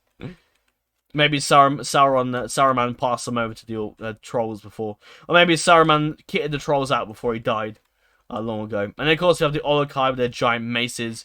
It's interesting, the trolls here have swords, massive swords, but the Uruk-hai have maces, which is cool. These guys look menacing as hell. Then over the Black Numenorean marksmen, some more marksmen here, and then over here with the Black Uruk archers. And that is essentially Mordor.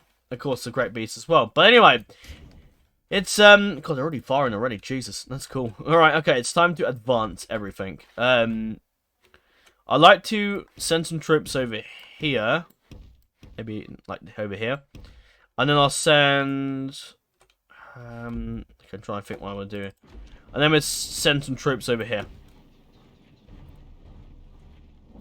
And here... Oh. I'd like to spread my troops out here as well. As for the archers, yes, I like to let them to get loads of shots off, but I like to see if they can advance first and get a better range. Yeah, they are all going to advance on my enemies and allies. The Mumakil are coming in. Khan is going forward. I think Rohan's coming over as well. All the Duodane is shooting. Khan's a bit far off there, I think, but of course it's going to be a little difficult for me to keep track of everything that's going on in the battle. Why have you stopped? Keep moving. Right, come out of this and run. It's just a bit annoying. As far as I know, we are getting shots off. It's gonna take a while. Okay. Oh, here we go already.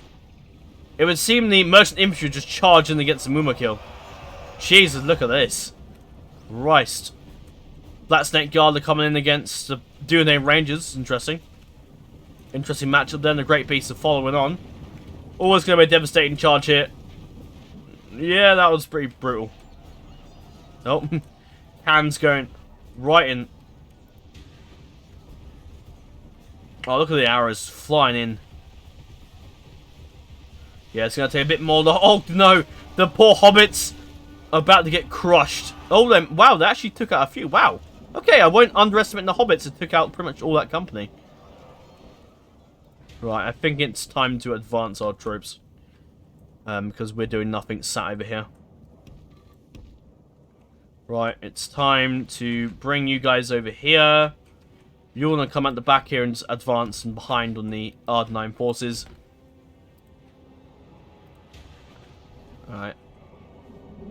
The Mumakil are going down. I'm pretty sure these guys, if I remember correctly, have a bonus against the... Yes, they do. Do these guys have a bonus as well? Yes, I think they... And I'm pretty sure the Sindar do as well. Okay, well, in that case, in you go. Go for it. Right, march forwards, get everyone moving, no need to sit on our asses. The Ardenine are just ignoring our troops, which is shocking, really. The Arbrizanim going against the Farbar Royal Guard. Quite the matchup there. Right, let's keep an eye on what's going on elsewhere. Oh, the Medals who Dual Wards are going against the Oricani Warriors, which is quite an interesting match up there. The Guard of the Caves going up against the Varric Swordsman, while the Arid Swordsman are going up against the Warlord's Guard. Interesting, I don't know if they're quite going to win that, I'm afraid. Troll Olokai are coming in. Alpha Knights. Dunane still Bowman up against the Varric Swordsman, okay. Okay, the Grey Company and After Knights go up against the Iron Fist Hammers. That's not a bad mix-up because I think that will help. The enemy are badly bloodied. Right, in They've fact, lost half their men. come down here. I'm going to be a bit tired out, I understand that. Right, I'm sending my spearmen straight against that last Mumakil there. In fact, I'll send... I'll send this unit, actually. Send the Eregian Smiths around this way, and I'll send... I'll pull you out and you can go over and deal with them.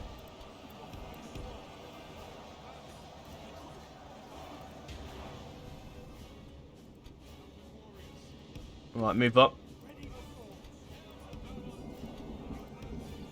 I'm surprised that we... Oh, man, we killed all the Mumakil. That's fantastic. That is fantastic. Is there someone live? I don't... No, there isn't. Right.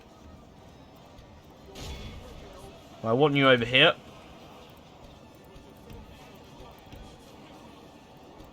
Hit the arms from here. That should be a good mix-up with the Eregian Smiths. Look at them go. Brilliant. Alright. Oh, great. Which ally was that? Right, come over here. Breeland, that's not good, because that's a big army on our side, and we can't need. Right, archers, where the hell are you guys? I've kind of neglected you, sorry. You guys are all still firing. What? I thought I told you not to. Right, turn off that, because I want to save your ammunition. Right, I want you over here. Right. Getting against the Olokai over there. You should be able to deal with them, hopefully. Temple Marksmen have gone to battle like that. That's interesting. While the Black Snake Guards continues on. Send him a Mython Noble to deal with him. Oh, Christ. Barrow Whites are coming... Are they coming from my unit here? Okay, fair enough. I think they are, yeah. Right, come over here and aid.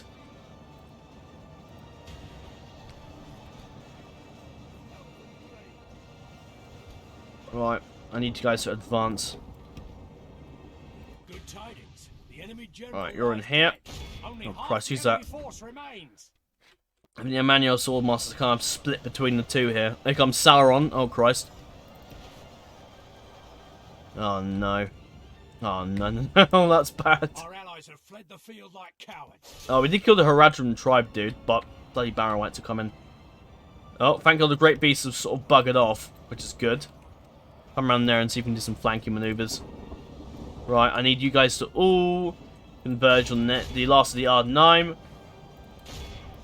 And, is there anything else here? I don't think so. No.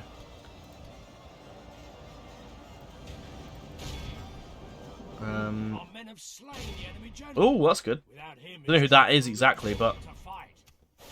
Oh, the Ardenheim guy. Oh, right, that makes sense. Right. Get the Mithril Nobles here to aid the Cinder Axemen. And hit them hard. Go for it. Charge! Men of the West! Oh, not Men of the West. Elves of the West. Right, back here. We need you guys to start firing now. Because your waste is getting shot at. What's my graphics setting on? Have I... No, I haven't loaded it. It's not too laggy, actually. It's good. I'm happy to see it's not lagging too hard. The elves are holding on well, I think. It's just Sauron being there is a bit of a dodgy presence. Going and getting to Temple Wards. Where's that unit coming? Right, I can kill them. My ally should deal with them perfectly well. Actually, in fact, there's so many of you to the point where you guys are just not necessary. Right, Cinder Axemen can deal with them. Get in position to deal with them as quick as possible. Oh wow, the Elder Rune got hit hard. I think that I don't know what unit that was there. Oh wow, look at that. The Barrow Wights have just been absolutely slaughtered. That's insane to see. It's fantastic as well. Right, the elves need to keep firing. What's there that they're shooting at? Oh, some doing it in ranges. Pull back. Pull back. Nah, it's too late. No, whatever. Pull out of there.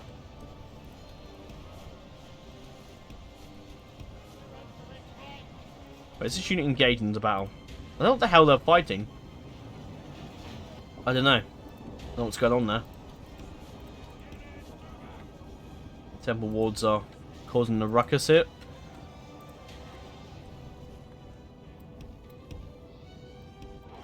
Right, I need to actually get my troops into support. Ah, bollocks. Right, in fact, elves, just do your duty and fight.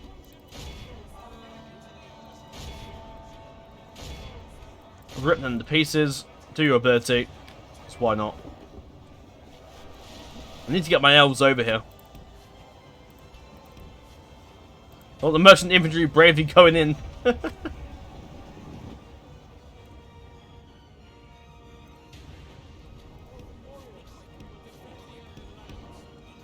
You guys finished fighting? I don't know if you have. No, you haven't. There's still one dickhead in there.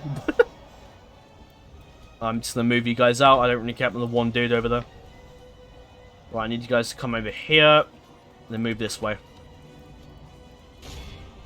I don't know if that's the best mix up there with the Great Beast, but you know, have a lot of choice. Pull out of there, don't go and combat with Sauron. That's suicide. Although I need to aid... Nah, fuck it. You may as well fight him now. Hit him hard! That's been quite the bloody mess there.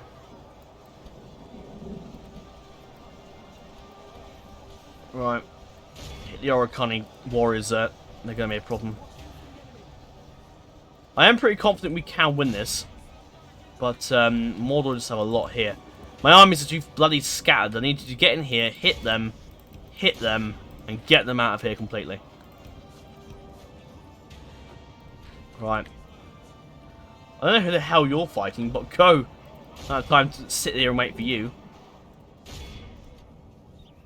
Are you pushed in against who exactly? Oh, the Barrow Swordsman. In future, like mods, I'll try and share the battle replay, but with this, it's kind of difficult because so much is going on. Well, it's Sauron's will while you're sitting there. Unfortunately, these elves have just been killed. Well, some of them are holding in, but they're not going to do well.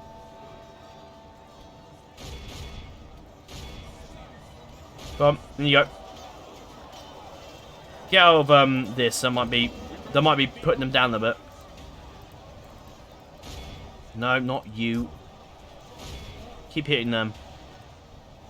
We've got all their marksmen and shit shooting at us. What's this over here? Oh, the metal door walls are keeping some unit of Morgul Chosen busy. That's good to see. As most of my other allies are getting their asses kicked. Unfortunately, there's so much to do on the battlefield, it's hard to focus on everything. We've lost half of our I men. don't know why you guys are stuck here. Are you stuck? I don't know what's going on here. Or is there a unit in the battle that I'm not seeing? You're having a fight with the hobbits. I don't know what's going on there, they're stuck. And it's not good at all, because I need my units to be busy. God, look at the Mythol Nobles have really killed hard there by the... Oh, look, the Watchman Sword guy have come in. Thank God. These guys are routed, that's not good. Unfortunately, you guys have just been intercepted. Right. I need my units in the field. Right, you guys do nothing. Get over here. Go, go, go, go. Bloody great beasts. Kill those bloody... You should have a bonus against these guys, so surely you should be fine. But it's difficult to land a shot on them, I'm afraid. You guys are done. Get over here now. Hit the black... Oh no, hit the Morgul Chosen, they're more of a pain in the ass. Man, your swordsman have unfortunately run away. We're a bit of a sandwich here. We're sandwiched in the temple walls and then they're sandwiching us. There's these Iron Fist hammers who are absolutely fucking beasts on the battlefield. I've seen them before in other campaigns and they've absolutely shredded through units. It's crazy. Sauron, though, is close to death. But these bloody Black Orcs are going to be a pain in the ass. Good tidings. The enemy general lies dead. Oh, is that Sauron? Please be Sauron. Please be Sauron. Yes, it is. Oh, thank God. Right, deal with them. Sauron's little of no concern now. He's gone. Fantastic to see. These guys are still fighting that one unit of Great Beast, which I'm pretty sure we can kill. But we're losing so many bloody men in the process, which isn't great. Right, get in there. Hit the Morgul Chosen. Get in there and aid them. Right, I need you to come around here. That's the Sindark. The Sindarksman should be able to deal with it all okay, I'm hoping. Like, two of you guys come around here and aiding the... Get up there and turn around and hit them. All good, you've done with them. Good. Now deal with the Sauron's will that's coming towards you. The AI's done a very smart move. They're very actually quite intelligent. Really, and I'm happy to see... Oh god, our general's close to death. Pull you out. Pull you out of there now if you can. Cannot risk my general going down. That's... Oh fuck, he's stuck in them. I need a sacrifice unit. I need a unit to sacrifice. Get over here. I need a unit to sacrifice. It is time to leave Middle-earth. It's time to leave this bloody battlefield. Oh, fuck no. Come on, Elrond. Pull out of there, man. Pull out. Good. Right, finish with the Olokai for a start. Oh, Christ. Oh, Mythol Nobles have been absolutely shredded there. Get rid of them. What's this unit doing now? Bandit archers running away. Oh, that's not very good, is it? Sindar, Spearmen are okay against these guys, I think. I don't know. I don't really know if that's a good combination. Elrond is still stuck in there. Where is he? Where is he? Where's Elrond? Right, stay here. And just don't get yourself killed. Oh, the Mills of Doorwards aren't doing well here. Right, Elrond's staying out of the battle now forever. See ya. You're going. Get out. No, watch shouting to Varric Swordsman is a terrible combination.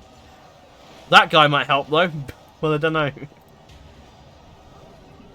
The armies of Mordor are tough. It's this flood of infantry that's doing it for us. Hit the Sauron's will. The spearmen should hold their ground against the Morgul Chosen, I'm thinking. It's the mix-up of the dwarfs is what's really holding us back, because they are really good. Orthanc warriors are really holding the veterans back, which is just not good. Black engineers against the Cinderatsmen is okay, I think. But it's when the Black engineers start firing that's not good.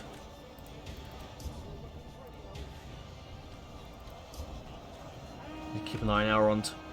Oh Christ, he's in the thick of it. I'm gonna pull Elrond away, but I can't really, because I can't really abandon my armies. What the hell are you doing? Oh no, you're...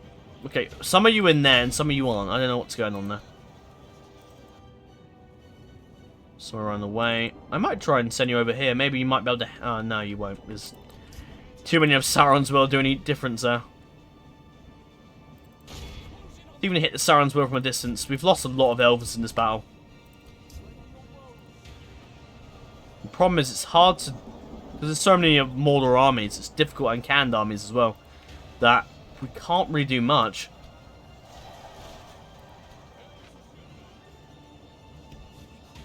Right, if you can come around here and try and take out... It's Temple Wars, not Temple Infantry, I think I called them earlier.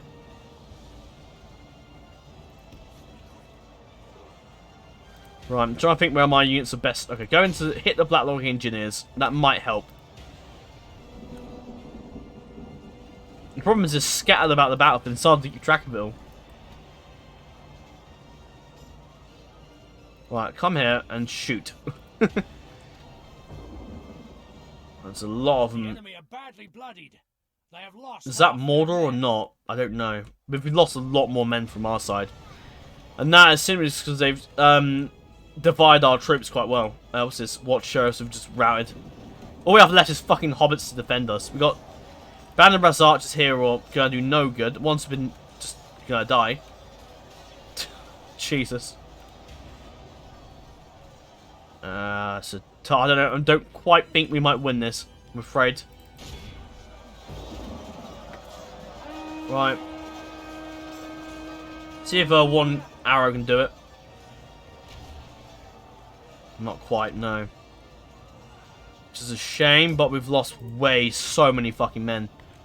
It might be worth me pulling my troops back. Trying to if I can pull them back and regroup. No, you may as well just stay where you are. If you can pull back into one quadrant, then perhaps you might be able to just do something about it. Because right now they're fighting us off really divided and we can't do that. Problem is, it's just not going to happen. All our allies have fled the field, which isn't great. And, I think that's probably just folly. You may as well just stay in the battle. Stay in. We'll go time 6. There's nothing else as much going to happen here. Alright, they're coming for my general. Yeah, I think we've lost this one, I'm afraid. There's just way too fucking many of the Mordor armies. And that's Mordor's secret weapon, is these stack spam. That really happens.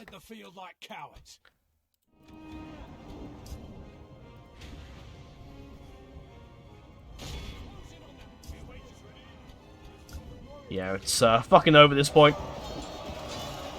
The dwarfs and men have formed an alliance to beat us. The dwarfs and men and orcs, really. An alliance of orcs and men with the Dark Numenorians and orcs and dwarfs in the battlefield. It's full of black orcs there. The problem is the AI in the Divide and Conquer is very smart, and it's worked out a way of dividing up our. And it's like a. And the AI is very intelligent that it sweeps past all your troops, just very well. And yeah, what I'm trying to say is that the AI is quite intelligent, because a player can't always move about to micromanage, but the AI can do it automatically because it's the AI. They're programmed to do it, and they can do it very well. I'm afraid. I think these guys are running, aren't they? No, they're still actually holding in there. Right.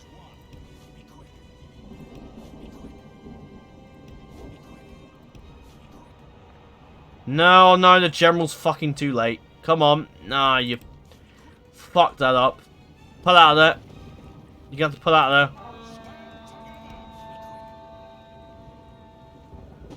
You have to pull out Elrond. Or say Elrond, it's not really Elrond. He's gonna get fucking... Pull out! Don't get yourself stun locked. Good. Okay, he's out. Even though it makes no difference him dying anyway, but whatever. Problem is he pauses to give the order of moving, and then it doesn't help.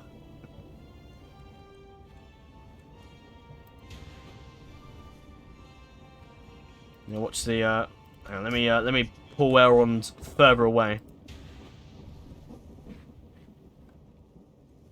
Go over there. Let's watch the last elves fall. He's stuck in there, surrounded by Candish and Orcu's men.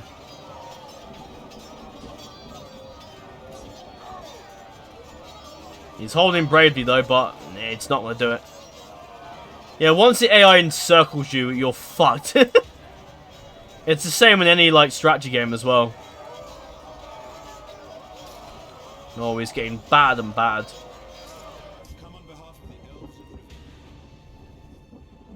There's 2 of the elves left. Oh, he's been shot to death. Oh, he's been shot as well.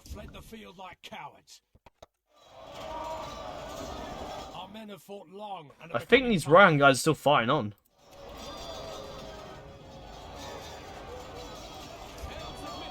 He's still going on.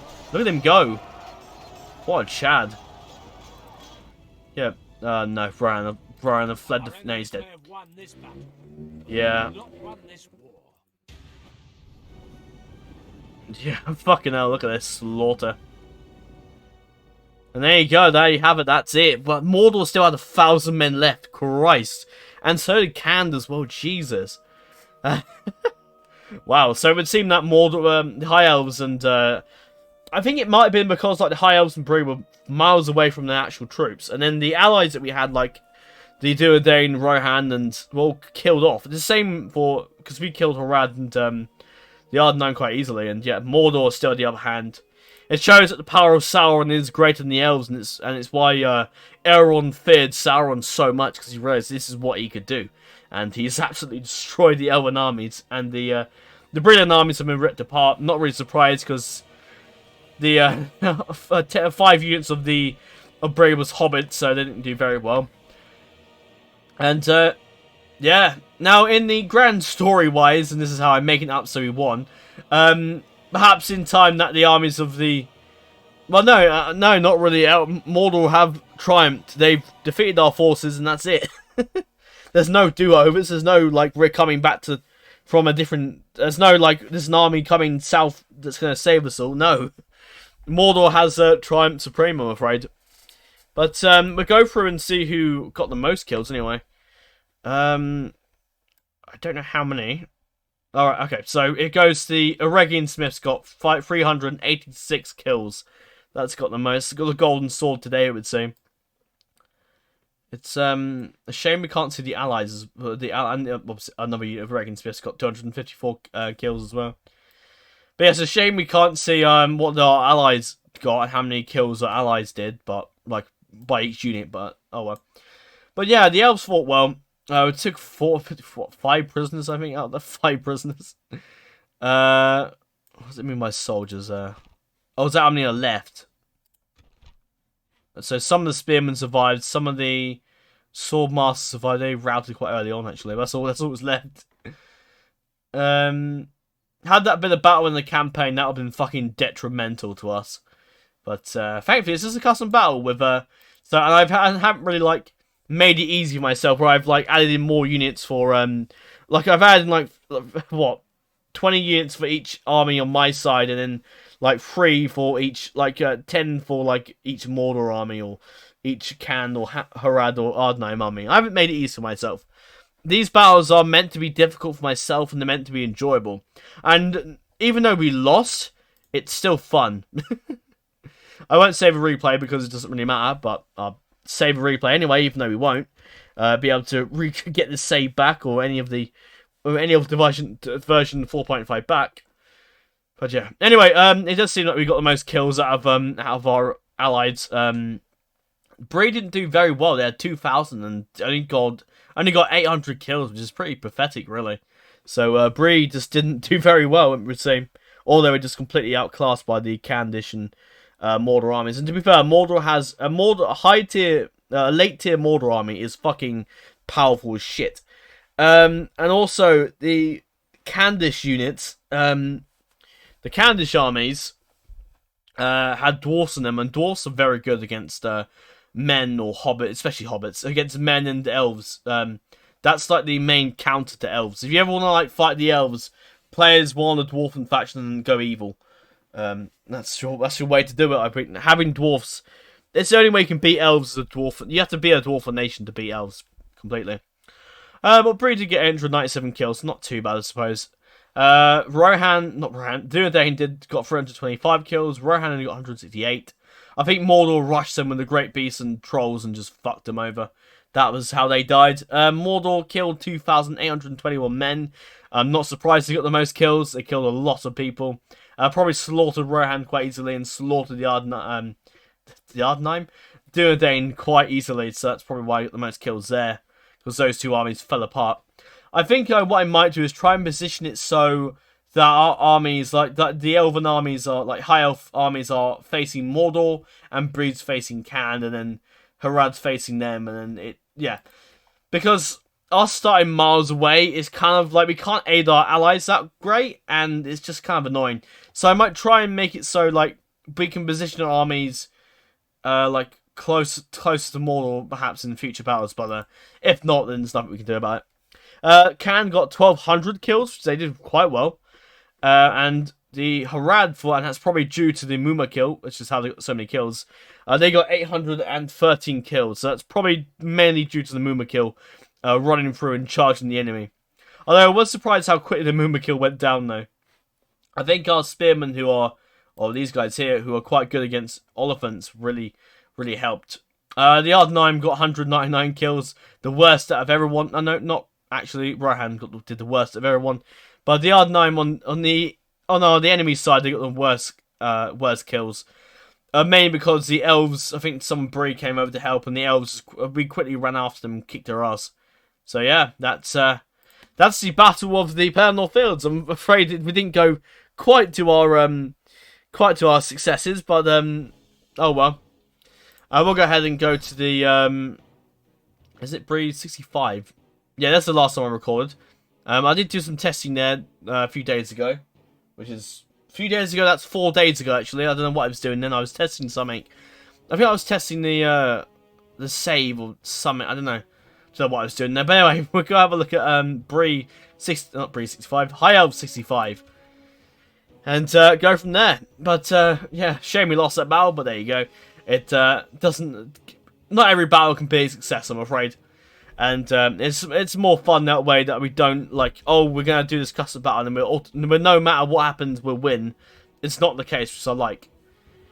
But yeah, that custom battle pretty much brings us to the conclusion of the High Elf campaign. Obviously in that custom battle Mordor won, and no doubt about it. But that custom battle can be whatever you decide. You can decide that perhaps the armies of the High Elves and Bree regrouped and beat Mordor, did another battle against the Pelennor Fields where they defeated Mordor, or perhaps in that first battle engagement they actually won. But that's up to you. You can decide in your heads how it went. But once we load into the game, we'll go through the map and fill you in on what happened really. The family tree as well I want to show, because that's quite interesting. Right, here we are. Obviously, in the previous turn, we took out Isengard. We took Isengard. There's some stuff for us to read in a bit, which we'll do. But the next turn that I'm going to now for Waffle, is going to be the final episodes of it's a turn that Waffle will take control of. So perhaps Waffle will engage the south. He will obviously control the High Elven armies too. So quite interesting what he does with my faction. Hope he doesn't get him killed, but he's going to have a hard fight against Isengard. But yeah, I don't know for sure if he will actually do the battle, or if he actually continue on the campaign from his perspective, or from himself controlling both turns, both my turn and his. or both my faction and his faction. I don't really know if he will. So if he does, he does. If he doesn't, he doesn't. But we'll see. Anyway, we're in the turn. And as you can see in a minute, you'll see a red circle around when you get to the runic turn. And that is because the ring is currently sitting in Mistbrand. And you can assume that the ring will eventually travel over to Mordor. And, yeah, as you can see, there you go. There's the ring. I think it goes to Yard 9 next turn. I think it changes the next turn, I think. I remember getting the event when because obviously I've seen the next turn. I've had a look to see what happens, see if the turns are stable for Waffle to keep going. And I think it landed Yard 9. I think it landed in Umbar, I think. Anyway, Brie lands. Oh, we've got a bunch of stuff to read. Let's go through all this. Let me have a drink first, otherwise I won't be able to talk properly. Right. The Uruk tide. Isengard has fallen.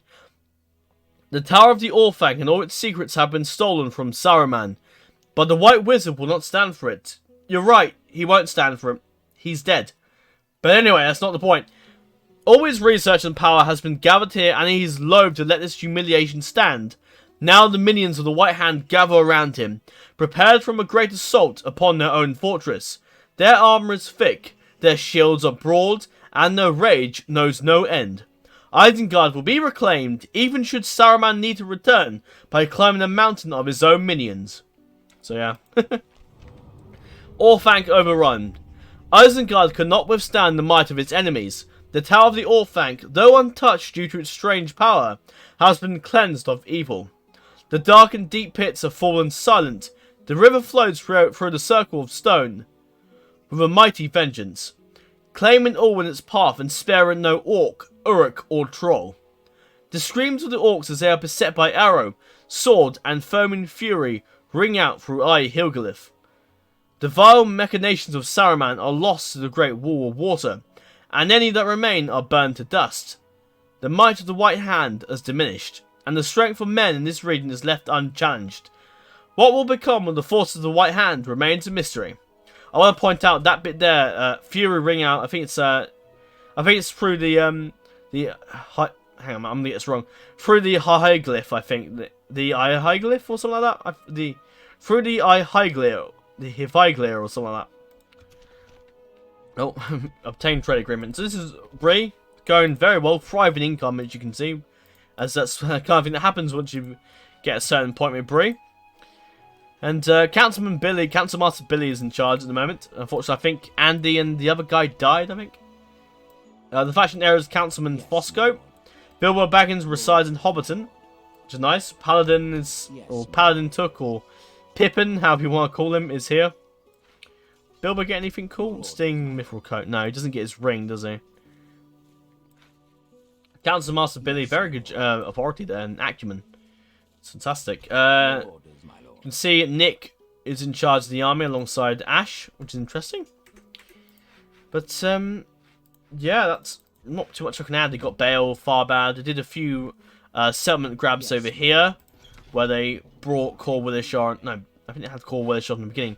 They brought, I think it was Karas Nunaled and no, it might have been Cor Willishar then. They brought it off Endwife, I believe, which is probably a good way to play play Brie, is to make use of your thriving economy and buy stuff, which is the play still I kind of admire. At your service. Excuse me, and that's Brie, really. Not really much I can say, but Brie have done very well. Farbad is a place where they had many battles. Pardon me. My my nose is a bit funny today. I don't know what's going on there. It's usually whenever I'm sat in this room and sat upstairs in the room, it's and my nose tends to get fucking a bit blocked up. I'm afraid I don't really know what happens there. It may just be because I've been in my room, because obviously I've been working today. It's a Thursday, so unfortunately the room's going to be a bit hot and bothered. But I don't know what the problem is there.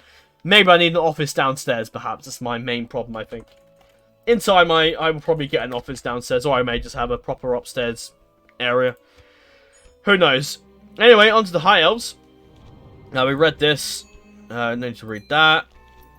Blaze McGill, get one of those. Orthanc overrun. Anything else at all? Oh, hello. Glorfindel returns. After some years, Glorfindel has finally completed his task and returns to us now. He brings grim news and sad tales of the rising power of Sauron and his growing dominion in Middle-earth, stretching from the furthest east to the deepest south, and slowly claiming Mirkwood and eastern Gondor. Knowing that only the strength of the Elves can save the free peoples, Glorfindel has mustered an elite unit of cavalry and will lead them. Wherever you command, Astrid, Asfalolf, there will be few who can stand up to this first age hero. There's a little bit of a mistake there with the dot, the full stop, like right there. But I'm afraid we have to play as Glorfindel when we play as the High Elves another time, I'm afraid. As obviously this series is ending. I will promise I will play the High Elves again for a single player campaign, but for this series, that's not going to happen. I may be playing a campaign that's similar in starting position to the High Elves, and you may sort of guess what that is, or you may be surprised when I decide to actually do it. But we'll see what happens there. Perhaps the campaign may be decided by a poll. When I say campaign, I'm talking about the next campaign that will succeed this and the Mayor of the Mountain series eventually. But anyway, Byrick is ours, held by the Linden Longspears. Dunland is also by ours, which is made up of cavalry. Orthanc Fields held by Gildor, Conqueror of Khazad-dûm, which is cool. He's still alive, Gildor Inglorian. Lord Elladan still here. And Inarod has no one in there. Bruinos has no one in. Dorgin, whoever that is, can't remember who he is actually, is here. Glorfindel, I'd imagine, is going to sit in Imladris. Does he give a bonus income? Not. He does slightly, not a lot though. Glorfindel has a bunch of stuff, by the way. He's got a massive biography, commander of the troops, Asphalog, which is his horse, armor of the Golden Flower, which is his house in the First Age, and that's actually the armor set from Elder Scrolls V Skyrim. And he's got a bunch of cool stuff, like he's fought in the Battle of Fornost, he's witnessed the Fall of Gonlin, and killed the Balrog. So he's quite an interesting person. Camerbrin has Elra here inside, and he's not really doing much, just defending Camerbrin from the north, I suppose. In the west, Undertowers, garrisoned by no one, Pass were doing by no one, Harlan by no one, and Fallen by no one, but they're all thriving settlements. Mithlond is held by Dawn Norston, which isn't the Dawn Norston. I got a comment a while ago, I can't remember what episode it was, saying that, is this the real Dawn Norston from the, who is the Smith? And I didn't really know who Dawn Norston was at that point. I was like, who the hell's Dawn Norston? And I forgot, upon reading, I was like, oh wait, there's actually some stuff about him. He's actually a famous Smith, so I was like, okay, this is interesting. And I watched Arika Galadurfan's High Elf series, and that sort of made me understand who the hell this guy was, who the hell Dawn Norston was. But unfortunately, it's not Dawn Norston. We have Admiral Meldor, who has a few, who's a Lindar, apparently, and there's a few cool stuff. 8-star Commander, which is 8-star Admiral, which is pretty cool. And of course, the White Towers of Em and Biraid, 3 tall Elven towers which hold a Palantir, which is quite interesting. I'm not sure which tower, I would assume it's probably that one, which looks bigger. But yeah, it's been a very interesting campaign. It's a very generic default campaign, I would say. Like the Dwarves of Ered Luin went good, as they do, and as they do in historically, I would assume. And Cand obviously went evil as well, and Ruin went evil. The Winning went good. Dol Guldur went evil. Khazad-dûm actually, instead of historically, they actually reclaimed the eastern side of Khazad-dûm. Maybe not the west, but perhaps some time would pass and the Elves perhaps would hand over that place. Anyway, let's go through all the factions. Angmar, as you can see, not doing too bad. They have an army over here that actually took Dale, I noticed, an invasion. I think it's the invasion was an Erebor, but Angmar came over and decided to take to sack Dale on the way home, which is interesting. So they have an Angmar army here, which is on its way home. Angmar is okay, not doing too bad. Haros over here. I don't really see any like cool custom generals like Agandal or anyone like that. So I would assume that Angmar is pretty much on the back burner. But there's still quite a few armies about, but most of them are probably filled with crappy units. So Duodane and Dwarves of Ered Luin will probably divide the land up very well, I'd assume. Imagine Dwarves of Ered Luin, they got hold of Angsul, perhaps with sold Goberdrine off to the Duodane, with sold Goberdrine off to Ered Luin, perhaps. But in exchange for a Numenas return, because obviously the Dunedain will probably control that. But yeah, Angmar is probably going to die eventually. A massive army of Dunedain here, which is probably about to smash them. Gandalf is here as well. Gandalf the Grey. He's just vibing, just murdering some Angmar forces. And some Eredluin forces going up against Angsul. I would assume they're probably going to take Angsul. Lovely. Oh, I love that CSM. That's brilliant. I noticed earlier, we have Clan Herald Grey, the faction heir. We have Grinfarn, who is the... Which is surprising, because he's a general you get if Eredluin tends to go evil, I think. I'm pretty sure Grinfarn doesn't spawn in if Eredluin goes good. But I'm not really sure, because I think maybe the events might have messed up for a hot seat. I'm not too sure how the events work if it's a hot seat mode. I'm not too sure. I should know because I'm a hot seat admin, so maybe I should know, but I haven't really delved into any hot seats for Divide and Conquer, I'm afraid. Although we will definitely, eventually, we will definitely delve into them. All looks like he's got a bucket on his head. Maybe he's an actual general, perhaps maybe he's a family member, I don't know. Yeah, Numenas fell to the Eredluin, so I would assume Angmar probably took a Numenas, and Eredluin took it off them, I would assume. Oscarlun and Perfenlun are held by them. It's cool. Anything else around here? No, I'll be general. But yeah, the Eredluin's done well. The Northern Dunedain haven't done that much. Really, because we sort of dealt with the goblins for them and dealt with some of Angmar and Camp of Bryn, and that was sort of... And obviously, me and Bree dealt with Dunland, so the Dunedain sort of just focused all their efforts on Angmar. They took more of a task, which is quite cool to see. It's been upgraded to a town since they took it. Mount Graham still holds. Not for Reclaw is still here. Terhuan is still alive and well. The settlement. Ossul is still standing, even though Ossul was sort of like this is like the village outside of the watchtower. They control Deadman's Dyke as well. And other than that, they haven't really done that much. Angmar still has quite a few armies to throw at the Dunedain, so it will take quite a while till the Angmar is destroyed. Obviously, we have the Grey Havens. Bree pushed down here. And Endwife went good. They joined with us, took Dunyard, and beat the hell out of the Dunland, which is quite handy.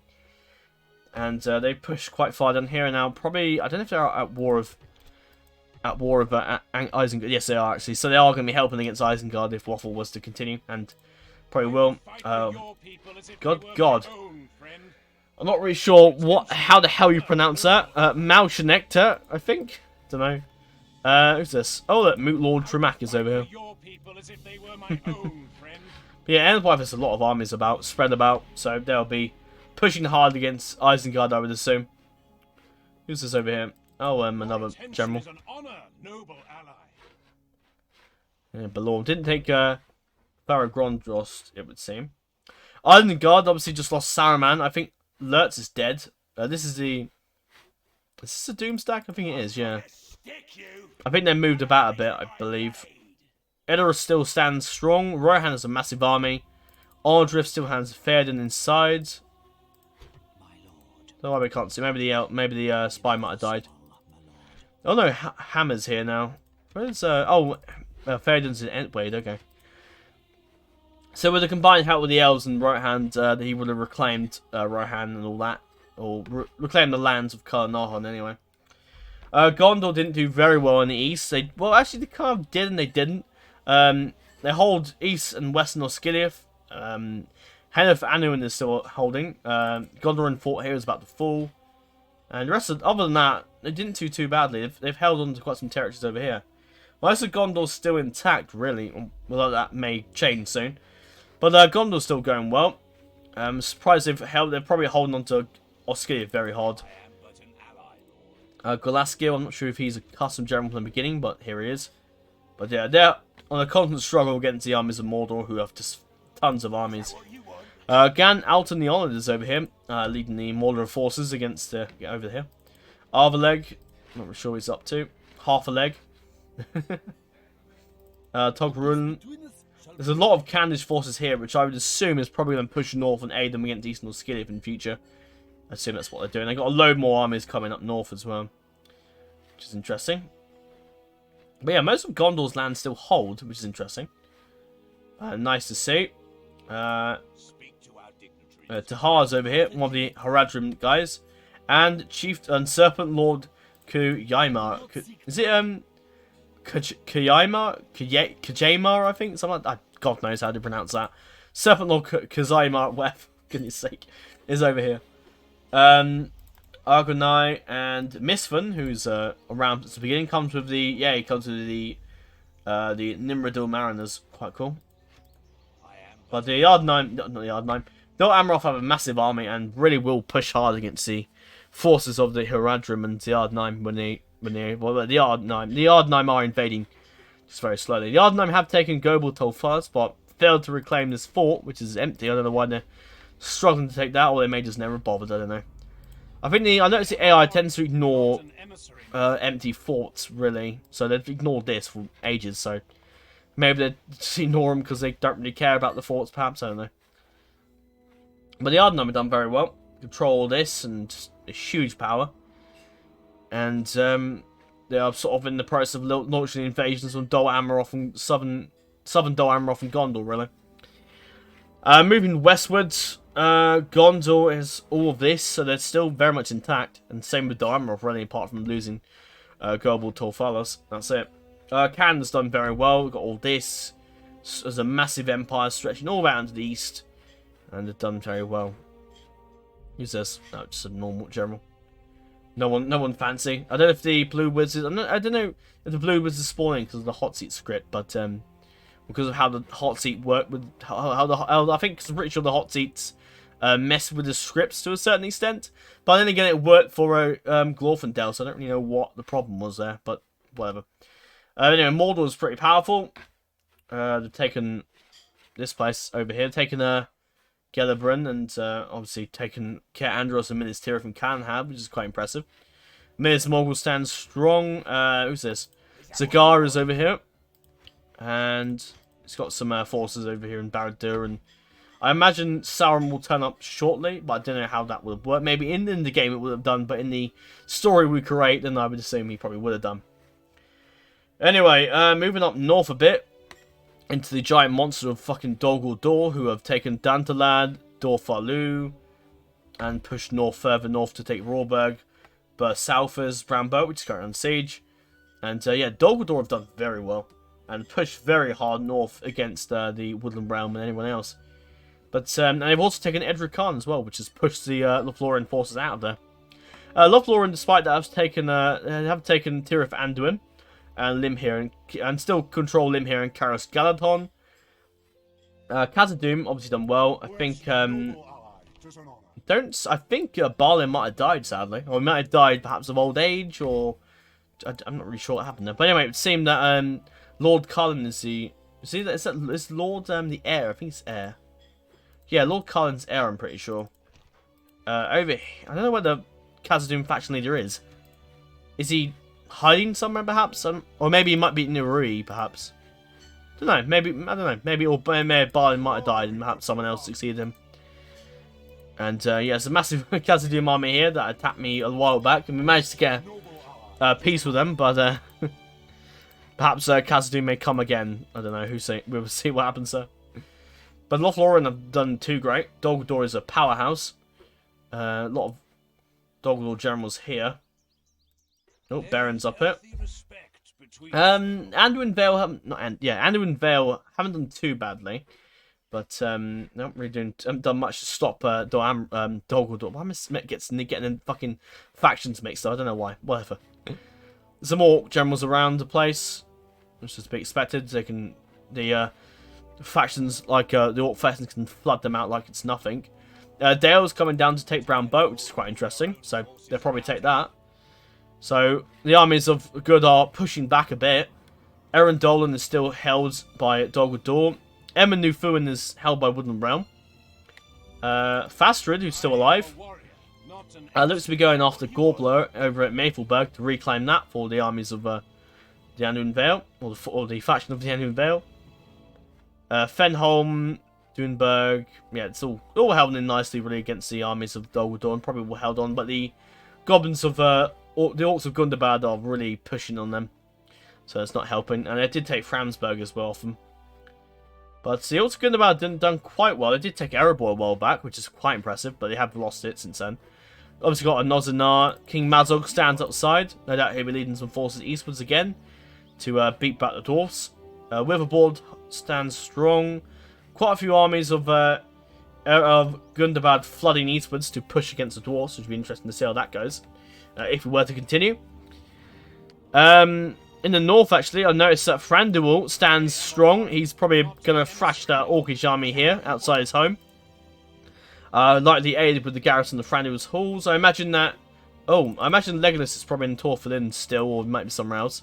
If Legolas is in, he's going to get an attack by Isengard, who have all come... all the evil factions have come north to do the invasion and sort of just buggered off. And Gundabad obviously did the invasion and took Erebor. But yeah, I'm pretty sure last turn Esgaroth was held, or one turn at some point, Esgaroth was held by Angmar, and Dale might have reclaimed it since then, perhaps. But Thranduil's up and about and probably about to cleanse the Orcs from his homeland. And Legolas, or whoever's in Torfilin, will have to contend with this big army of Isengard. Although the Isengard army may just walk right past them. But you know, who knows. But yeah, Dale has been sacked since, by Angmar, I would assume. Dale has been reclaimed. No less than King Dane himself, the conqueror of Erebor, which is kind of funny. It would make sense if he was the liberator of Erebor, but I would assume the AI is probably like exterminate the population or something like that. They've done something silly or something, I don't know. There's a few armies here. So for Euleron, who is the... Euleron's like the Black Numenor, not Black Numenor, the Dark Haradrim, the Dark Man dude who's joined... that sounds odd, doesn't it? The man who's joined basically the runic dark men guys. That sounds racist, isn't it? But it's not my intention. You should understand what I'm saying. Forburn, it's up here. Although Dale wasn't doing too great. Mordor's got Shivas the Desert Sand, who came north probably to aid in the invasion. Another Orcish general, very attractive guy as you can see. And Dale hasn't done too much. He's sort of been fighting Dol Guldur, I think, and probably want to fight Angmar now they've taken the stuff. Other than that, they can't really get to Rune because also Erebor pulled them off. Oh look, Lord Thorin is over here. No doubt he's going west to help against the Orcs of Gundabad, or he's going to go south and join against the fight against Rune, perhaps, who the Dwarves of Erebor seem to be doing okay against. But yeah, Dale can't do too much because it's sort of cut off from Rune. So, Dorwinian though is doing quite strong, done quite well for themselves. Quite a big army, quite a big battle is about to occur over here with the Eastling forces. It's an Admiral Vanderkind, okay. Fourth winner's over here is the Lord of Strondost, I believe. So he's still alive. And Alvin is also alive as well. That's cool. He lives. Rather that, Rune has done very well for themselves. Very powerful kingdom. And done very well. And I think in time Rune will probably defeat... Well, I don't know. They might not defeat Dorwinian. You never know. This isn't version 5, so we don't have to call Elven City in this area. Which is if I'm ever going to do a campaign, it's either Dorwinian or perhaps the Ardenheim. Because I'm going to wait till version 5 or wait till they add in that settlement. Because I want to, like... If I play the Ardenheim, I want to start off over in Dorwinian, that area. I want my capital to be that settlement over there, as opposed to, although Coruscant would make more sense to be the capital of the Ardenheim, but I don't know, maybe I might just do an Ardenheim campaign in Coruscant perhaps. Although I would love to wait till version 5 because then we get to take that settlement here, which is cool, which is a cool little Elven settlement that makes fighting Dorwinian a bit interesting, or anyone else who takes it. But, yeah, who's this? Oh, Norway's still alive. That's cool. With his Morroquendi Sentinels. And see what hell happens there. Over in the towards the west, we have, oh look, Viking Regent Halwyn. Which is, if you watched Vikings recently, which is what I've been watching recently, Viking Regent Halwyn is actually, shares the same portrait, or shares the same, well, the portrait is the fact, is the guy called King Hork of Denmark in Vikings, which is kind of funny to see him, see some sort of reoccurrence in this mod. Between us, my lord. But it's funny how to use his portrait. I'm sure there's probably some other portraits around that you'll probably find of Ragnar and of his sons and others. But other than that, that's pretty much it, really. Not much else I can show you. I will go ahead and show you the family tree, though, because that's always cool. Obviously, Elrond's wife died many years ago. Elrond is obviously still here. Elrond the Conqueror, very powerful warrior, very powerful general. He's, you know, Conqueror of Dunland, Conqueror of Isengard, fantastic general, and yeah, a lot of renown in that guy. Jesus. Isn't renowned like, I think it's renowned's the one where it's isn't renowned like Dread, I think. Could be wrong. I'll check Gandalf. Oh no, I don't know actually. I think renown is like yeah, renown's chivalry, I think, and then yeah, feared is of course Dread, of course. I wasn't sure if that was different there, but yeah. But Elrond's here. Westwards. We got. Why did I say westwards? Towards the left of the family tree, we have Lord Elven. Hasn't done too much, I'm afraid. Crown of Gil-galad. That's interesting. Oh, that's like the next heir thing. Okay. Then we got Lord Elladan. He's got 2 daughters. This is gonna be fun. Try and watch me pronounce this. Toretiel. Torahil, I think. And then we got Arqueniel, Landion, who is his son, Eleond, who I assume is twins that have just been born this year, I think, or this term, or maybe the term before that, I don't know. Over to Elrahir. Hasn't done too much, I'm afraid. He was just sat in settlement because I wanted more troops to fight Dunland and the Orcs of thingy. But in future campaigns for the higher, if I play the highest again, I'll make more use of these generals. He has a son called Idrinatar, an Eredion, and a daughter called Sarahinio, which is interesting. I believe we have a marriage option, didn't we, to marry Gildor off to one of the Elrond's daughters, so that happened there.